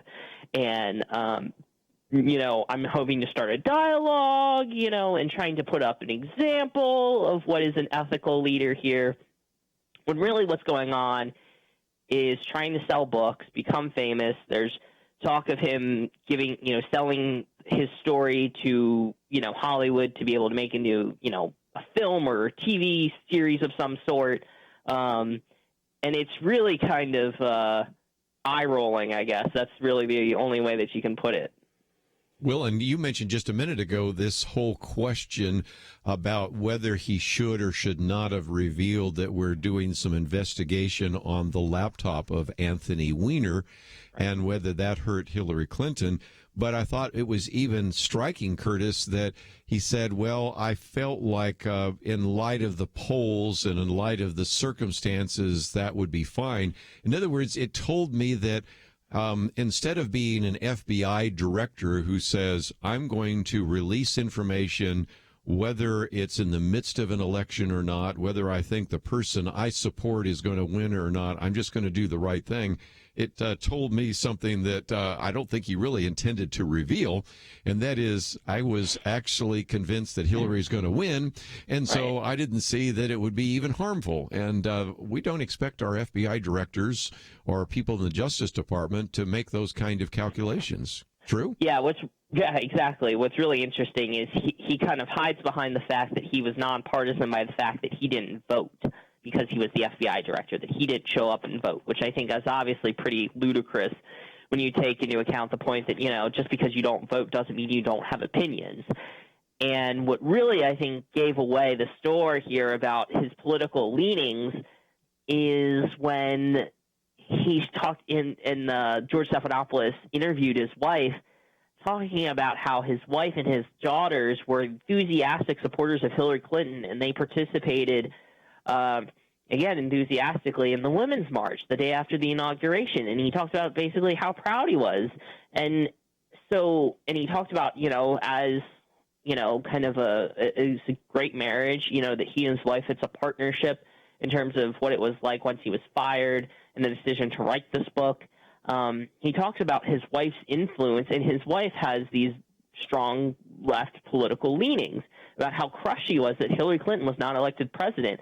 How can you say that you're not partisan as like this FBI director, law enforcement official when you do. And I think that's what's so disingenuous about the news media these days, writ large, is that they, especially CNN, they try to tell you one thing, that they are above the fray and that they don't have any personal leanings or biases, but everyone else does, when they themselves are maybe the worst. And again, this goes to a level of truthfulness that's severely lacking in all of this, and you're seeing that with Jim Comey. Well, and again, George Stephanopoulos used to work in the Clinton campaign, and again, we know that, but you go to some of these other individuals, which we occasionally have talked about on this program, and whether it's Jake Tapper or somebody else, they have a history that most Americans don't know about. I think most Americans would know that George Stephanopoulos had worked in the Clinton campaign and all the rest, but since we're talking about George Stephanopoulos, this was one that ended up being the headline for USA Today about the president is not fit. And I thought it was interesting because the question from George Stephanopoulos is that, do you think that Donald Trump is unfit to be president? Right. And he really came back and on the one hand hurt some of the others who are arguing that the president is mentally unfit by saying, no, I don't buy this stuff about him being mentally incompetent or having early stages of dementia. If anything, he strikes me as a person of above average intelligence who's tracking conversations, know what's going on. But I don't think he's medically unfit. But then he comes back and said, but he is morally unfit. And so that was the headline in a lot of newspapers on Monday, wasn't it? Yeah, exactly, Kirby. That's exactly right. And I think the news media want to have it both ways. This is classic example of that. They're glad about this and they're promoting this, that he's unfit to be president. But as you point out, he's actually kind of sort of bursting the bubble ever so slightly about the news media, because a lot of what the news media's definition of when they talk about this president being unfit to serve, you're talking about people at CNN that think that he has dementia or that he has Alzheimer's or has some mental illness of some sort that would prevent him from being president, and talk about the 25th Amendment, that he is mentally incapacitated and is not able to carry out his duties as president. When James Comey didn't actually say that. He just thinks morally, based on his character and the decisions that Jim Comey sees that he doesn't like. But the news media are still running with it anyway to kind of say, hey, check this out. Look, he says Trump's unfit too. Wink, wink. We've been doing this too, and that's actually not true. The news media have been going beyond that. Right. And actually says that we didn't agree with impeachment, which is, of course, something a lot of Democratic activists are talking about, but instead we'll just vote him out. But I need to take a break, and I know you can stay longer with us, Curtis, and we already have some phone calls coming in. So if you'd like to join us, maybe you have some comments about the book tour of James Comey. We haven't spent a lot of time talking about it, but I thought this was an opportunity to hear from the managing editor of NewsBusters, who at the Media Research Center, they spent a lot of time looking at these interviews, evaluating them. We've posted one of the NewsBuster articles here about ABC presses Comey on Trump's fitness for office. And so if you'd like to join the conversation, that number is 1-800-351-1212, and we'll be back right after this. Why should you become a partner with Point of View Radio?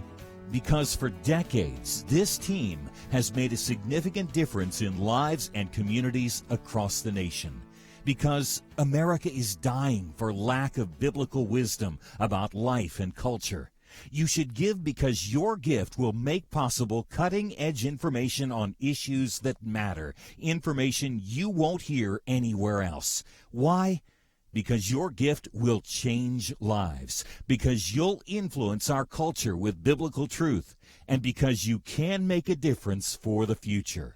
Our nation needs a truth team very badly. Support Point of View Radio today at pointofview.net. Click on Join the Truth Team and choose your level of support. Pointofview.net. Or call 800-347-5151. 800-347-5151. Or mail that first donation to Point of View, Box 30, Dallas, Texas 75221. Box 30, Dallas 75221. Point of View will continue after this.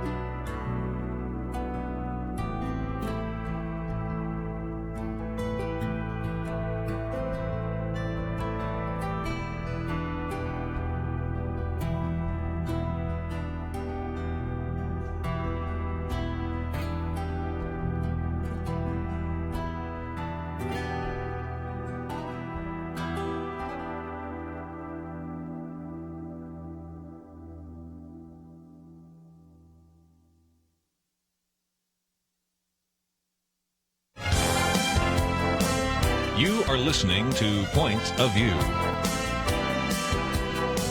The opinions expressed on Point of View do not necessarily reflect the views of the management or staff of this station.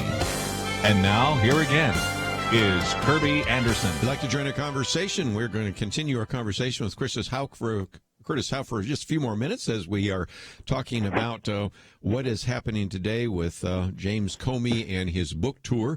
He, again, is the managing editor of NewsBusters, and, of course, that is an organization related to the Media Research Center. We've spent so many times over the years talking with the good people there. And one of the things, Curtis, I thought we might talk about for just a minute are the questions that should have been asked of James Comey. He's done a pretty good job, especially on that particular interview with George Stephanopoulos, of portraying himself as kind of the Boy Scout, the last honest man in Washington, D.C., and talks about racing to the hospital to make sure that the Attorney General at that time does not sign off on something that shouldn't have been signed off on, and talks about his relationship with Robert Mueller and those kinds of things.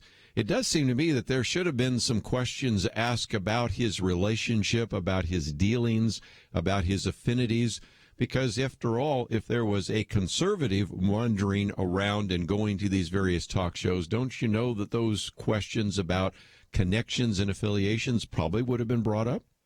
Well, we kind of, not exactly a conservative, but we have an example of another former FBI director who released a book that was critical of the president that he served, and the news media were not happy with that. This was before, well, my time. I'm a young millennial here. But back in 2005, when Louis Freeh came out with his book, so a number of years, so not quite during the same president that he served, but nonetheless, he came out with a book that was very critical, and, you know, it was well known that he and Bill Clinton and the Clinton administration weren't exactly best of friends. Right.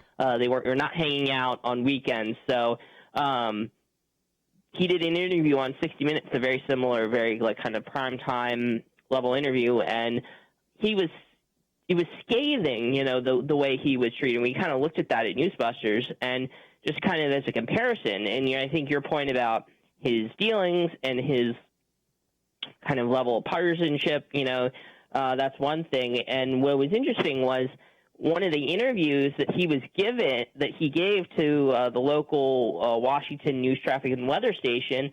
He admitted that there was a question that he had never been asked before, and that question pertained to, you know, he basically asked, what did you think about this, you know, when you found out that Hillary Clinton was smashing cell phones and destroying emails, what did you think about that? And he was like, that's the first time I've ever been asked about that, which is just, really? it says more about the news media, I think, than, you know. And just kind of more broadly, he kind of replied and part of his reply was saying, it depends on the intent of what the people doing it was. Is it the reason that I can't say when people ask me, did Donald Trump obstruct justice? I don't know. It could be. Depend upon, is there evidence to establish that he took actions with corrupt intent? So if you smash a cell phone, lots of people smash their cell phones, so they're not resold on the secondary market, and your personal stuff ends up in somebody else's hands. But if you smash your cell phone knowing that investigators want it, and they've got a subpoena for example, that's a different thing. It can be obstruction of justice. And again, and this goes back to his behavior in the summer of 2016 about choosing not to charge Hillary Clinton because of the possible political ramifications and the level of intent, just saying that, well, we don't have any evidence that they willfully committed a crime. Well, people do this all the time. They commit crimes, but they don't know are crimes, but they're still charged with it. And I think that was one of the many problems that a lot of people had about why she wasn't charged. And, you know, that's something that really hasn't been asked. All the questions have been about the Comey letter and how destructive what Comey did, that he didn't charge her criminally, but he charged her in the court of public opinion. But she was still able to win the nomination. The Democrats were still able to support her. It was still a very close election. So I think that's one area that really hasn't been explored yet, and we'll see, because he has a number of interviews still left, to have a chance to be asked about those things, and you can only hope that they will.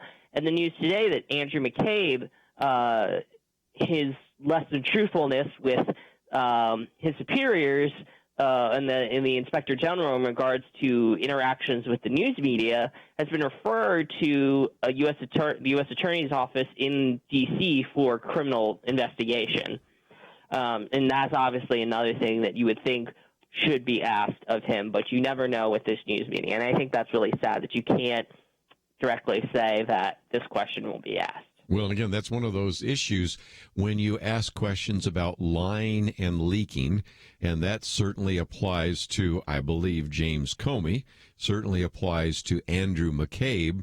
Those questions seem to be very legitimate questions to be asked, and were not.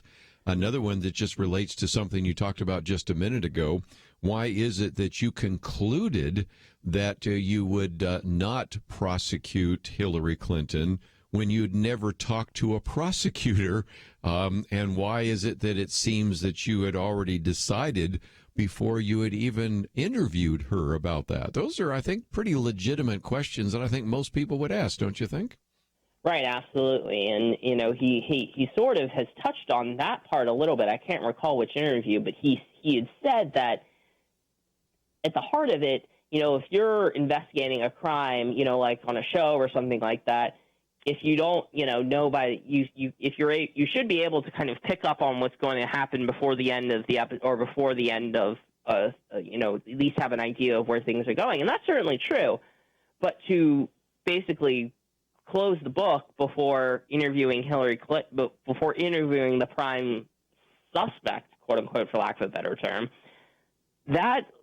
You're right. That rubs people the wrong way, and he should continue to be asked about that. And since he does have a lot of these interviews coming, and if he wants to sell a lot of books, and if he wants to subject himself to this book tour, he should have to answer these questions. Yes. Well, let's see if we can talk about NewsBusters in general, because this is a great resource. And I would have to say that, of course, we've had Tim Graham on this program before, and, of course, Brent Bozell and a variety of others, and it's just great to meet you by phone. But, for example, we just mentioned a minute ago about this letter that was sent by the House of Representatives to the Attorney General. One of the articles you have here, actually, it's a video in which The View actually denounces this letter as very petty revenge. And again, most of us don't take the time to watch some of these shows. You have one here about CNN panel gives opinions about why opinion shows are bad, and all the others. These are opportunities by going to NewsBusters to see how the mainstream media is covering this without having to endure some of the things that are said on the mainstream media, right? Yes, we take it all in for you, and we digest it and provide to you in condensed videos and transcripts the important sound bites, so you need to know what's going on out there. We have long-term studies that look at days of coverage. I've done that with the Stormy Daniels coverage, and Right. some of my colleague did one this week that was on the Drudge Report about some of the more salacious example in the dossier about Donald Trump in Moscow. And then we also look at culture. We look at business news, and we have it's about 4 years now. It's about as long as I've been around.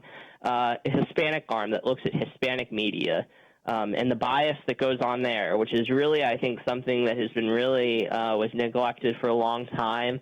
But now we have that going, so people can avail yourselves to that. Or if you know someone, or if you speak Spanish as well, they post their articles in English as well. So that's always appreciated for some of us that may not speak Spanish. So, it's a fledgling operation that, we encourage people to check out at any time of the day, because we have people working really around the clock. So that's what's really nice. You really think of at least I think of NewsBusters in particular as a 24-hour news site, that we are publishing content. We have people working day and night and over the weekends. So don't worry if you check at a certain time of the day, and it'll be old stuff. We have new stories coming out about the New York Times and Time Magazine and CNN. We really cover it all, and it's a really exciting time to be working for NewsBusters. So we appreciate all the support, and thank you for the kind words, Kerby. It's great. Well, and one of the things I appreciate, since you mentioned Stormy Daniels, I know you'll probably have something coming out shortly about the number of hours, not just minutes, hours that Stormy Daniels has been covered at a time when we just launched missiles into Syria, and we have all these other more important topics. So I know you've been working on that as well. Curtis, it's great to meet you by phone. Of course, you used to work at the Heritage Foundation as an intern, and I'm just thrilled that you're there at the Media Research Center and the managing editor of NewsBusters. So thank you for joining us today here on Point of View. Yeah, no problem. Anytime, Kirby. Take care, everybody. And once again, it's newsbusters.org. And again, we have that link.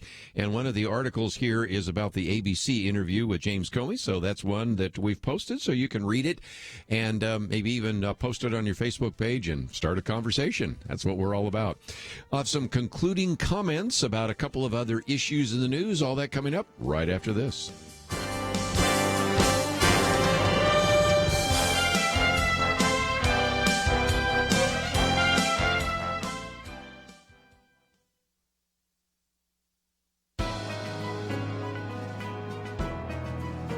Welcome to the First Liberty Briefing. I'm Jeremy Dice. Jewish members of the Orthodox faith cannot push or carry objects outside their home during the Sabbath. However, for 2 millennia throughout the entire world, their religious tradition has expanded their home area with the creation of an eruv. But not in New Jersey. In the borough of Tenafly, Orthodox residents asked the city for permission to attach small black strips called lekis to the telephone poles in order to set the eruv boundaries.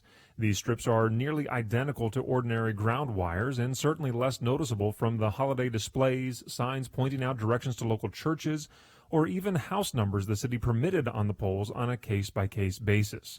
But the city would not allow the eruvs. As a result, the Orthodox community was homebound. Mothers couldn't push their babies in strollers to the synagogue. They couldn't even carry their prayer books to the synagogue. Without court intervention, the city's action would effectively prevent the Orthodox community from practicing their faith entirely. Thankfully, the United States Court of Appeals for the Third Circuit realized this grave First Amendment violation. It concluded that, quote, the government cannot discriminate between religiously motivated conduct and comparable secularly motivated conduct in a manner that devalues religious reasons for acting, unquote.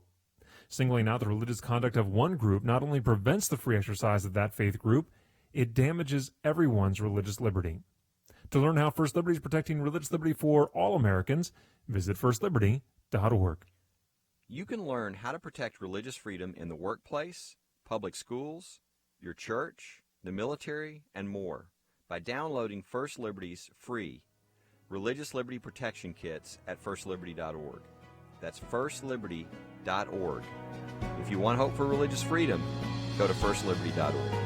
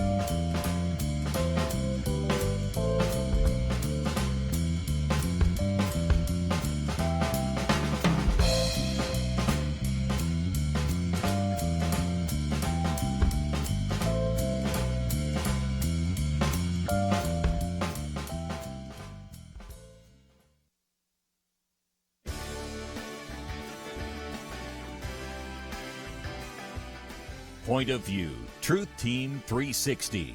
The future is now. Y'all's program is wonderful and enjoy it every day. I learn so much every time I listen to it. Not only that, I want to encourage everybody listening to donate, because without our donations, I know that y'all won't be able to stay on the air. And it's just, I don't know where we get this kind of information if it wasn't from y'all. I can't afford not to support you. Point of View gives me a voice, and I just appreciate you. And I've been here listening for years, so I thank you, and I do. Again, I said I can't afford not to support you, because I want you to keep going. You know, I can't go to Washington. I can't do those things, so the only way that I can help is the way that God has provided for me, and to give some of that back to you guys. So, like you said, partnering with Point of View, because, you know, you can't do it alone. Thank you very much for what you guys do. Believe me, it's a needed thing, and I just hope everybody certainly would get on the bandwagon with you. Point of View, Truth Team 360. The future is now. Back for a few more minutes. Let me just mention that tomorrow is our weekend edition. Penna Dexter, Dr. Merrill Matthews will be with us. Dr. Matthews has pointed out that if you look at some of the numbers that we've talked about before in education, there is a very significant amount of money that goes to those who are in areas of administration and education. And so if we really want to put our tax dollars into the classroom and make a difference, he'll have some facts and figures about that tomorrow. Penna Dexter's commentary is one that we'll get into as well. We'll look at some of these religious liberty issues, and before it's over, those hours will be gone. So again, I hope you'll join us tomorrow for our Friday weekend edition. And of course, if you'd like to know a little bit more about some of the things that we have posted here today, they're available at the website pointofview.net. We talked a little bit about the Starbucks boycott.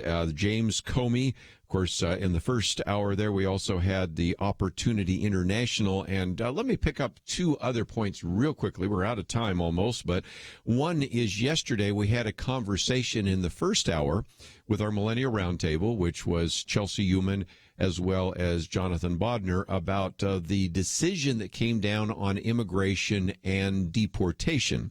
And at the time, we talked about Judge Gorsuch, or now Justice Neil Gorsuch, who actually ruled with the liberal justices. And this is one of the reasons why some people have been very concerned, because oftentimes you expect that an individual who has kind of a conservative viewpoint would rule with the other four conservative justices. But as I've pointed out, and as we pointed out yesterday, sometimes based upon the constitutional issue, that necessarily isn't always as predictable. I mean, you can predict that the four liberal justices always will vote in lockstep with one another, no matter how the oral arguments go, no matter what the issue is. Sad commentary, but that's the case. You can't necessarily say that about individuals that are looking at that from a perspective of originalism, of looking at what does the Constitution allow or not allow. But I wanted to be fair and say that on the other side, you've had Daniel Horowitz, who wrote a very significant piece that appeared in Conservative Review. The title of it is Gorsuch is Dead Wrong on Immigration. And he really kind of has 3 points. He says, of course, if you thought that courts granting new rights to criminal aliens was a pastime only of left-wing judges on the Ninth Circuit, think again. Neil Gorsuch joined the foremost extreme left justices to rule that an entire statute of Congress mandating deportation was unconstitutionally vague. And so he really makes 3 points. Point number 1 is deportation is different from criminal punishment of citizens. And that is something to think about, because actually Daniel Horowitz, when he was hearing the oral arguments, was a little concerned about the fact that Justice Neil Gorsuch kept kind of talking about immigration like criminal law. And the argument that has been made, at least by the conservatives, and really I think the argument you could make from the Constitution is, yes, citizens have due process. People who are coming here illegally maybe don't have the same kind of due process rights. And that seems to be one thing where Justice Gorsuch seems to be a little closer to the liberal justices than maybe some of the other conservative justices.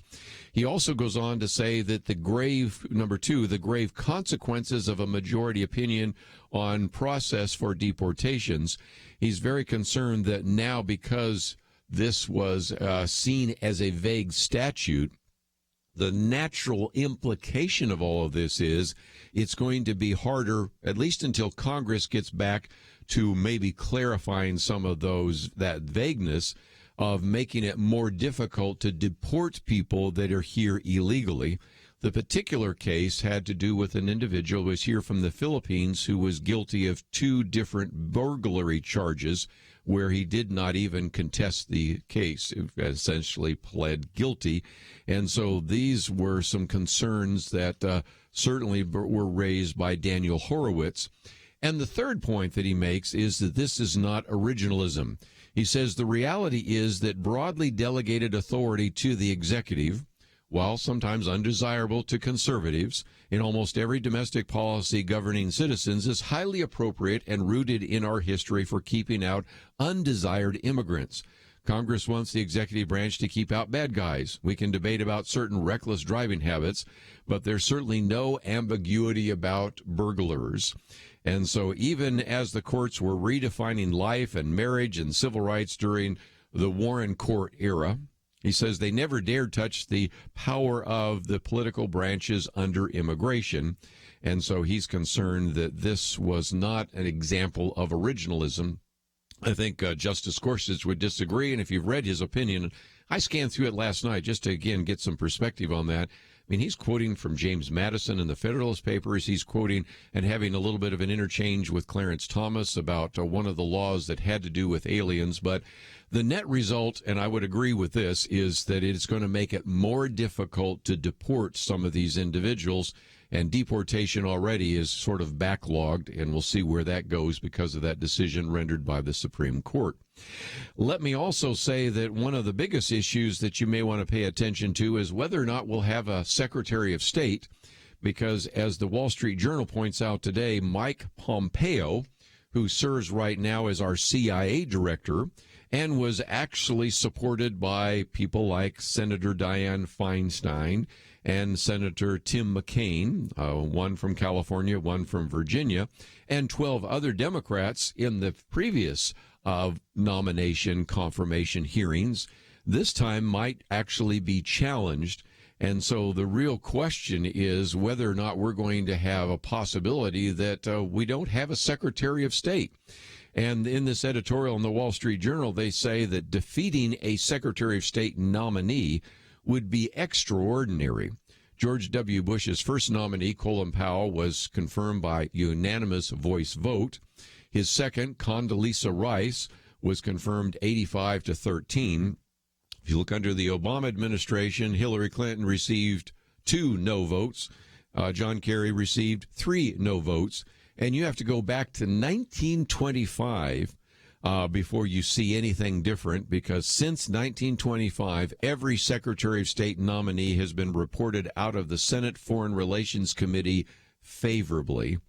Might not happen this time. And, of course, you've also got a Republican, Rand Paul, who seems to oppose him. So Republicans might only have a 50-vote majority, and so it's possible we could go for a long period of time without a Secretary of State. A lot more we can talk about, and we'll do that on Friday on our weekend edition. And if you'd like to read some of the articles we've posted, they are available at the website, pointofview.net. As you go there, hope you might also click on that button that says donate, or of course, if you'd like to join the Truth Team, you can click on that button that says join now, because we certainly do encourage your financial support, and we are listener supported. I want to thank Doug for his help behind the scenes, and Steve as well. We are looking forward to a great weekend edition with Penna Dexter and Dr. Merrill Matthews, and so all of that will take place on Friday right here on Point of View. Is religious freedom still a cornerstone of the Republic, or has it effectively been crushed by the forces of tolerance? America needs Christians to be informed and as unified as possible, applying God's wisdom to civic life. Point of View can be a key part of a successful mission. I believe in America. I believe God wants His best for us. We can face whatever the world throws at us as long as we stand together. If you have not signed on, please do it now. Support Point of View Radio today at pointofview.net. Set up your monthly gift by clicking the Truth Team 360 picture and then carefully follow the directions. Pointofview.net. By phone, you can give at 1-800-347-5151. 800-347-5151. Or mail that first donation to Point of View, Box 30, Dallas, Texas 75221. Box 30, Dallas 75221. Or call us 800-347-5151. Point of View is produced by Point of View Ministries.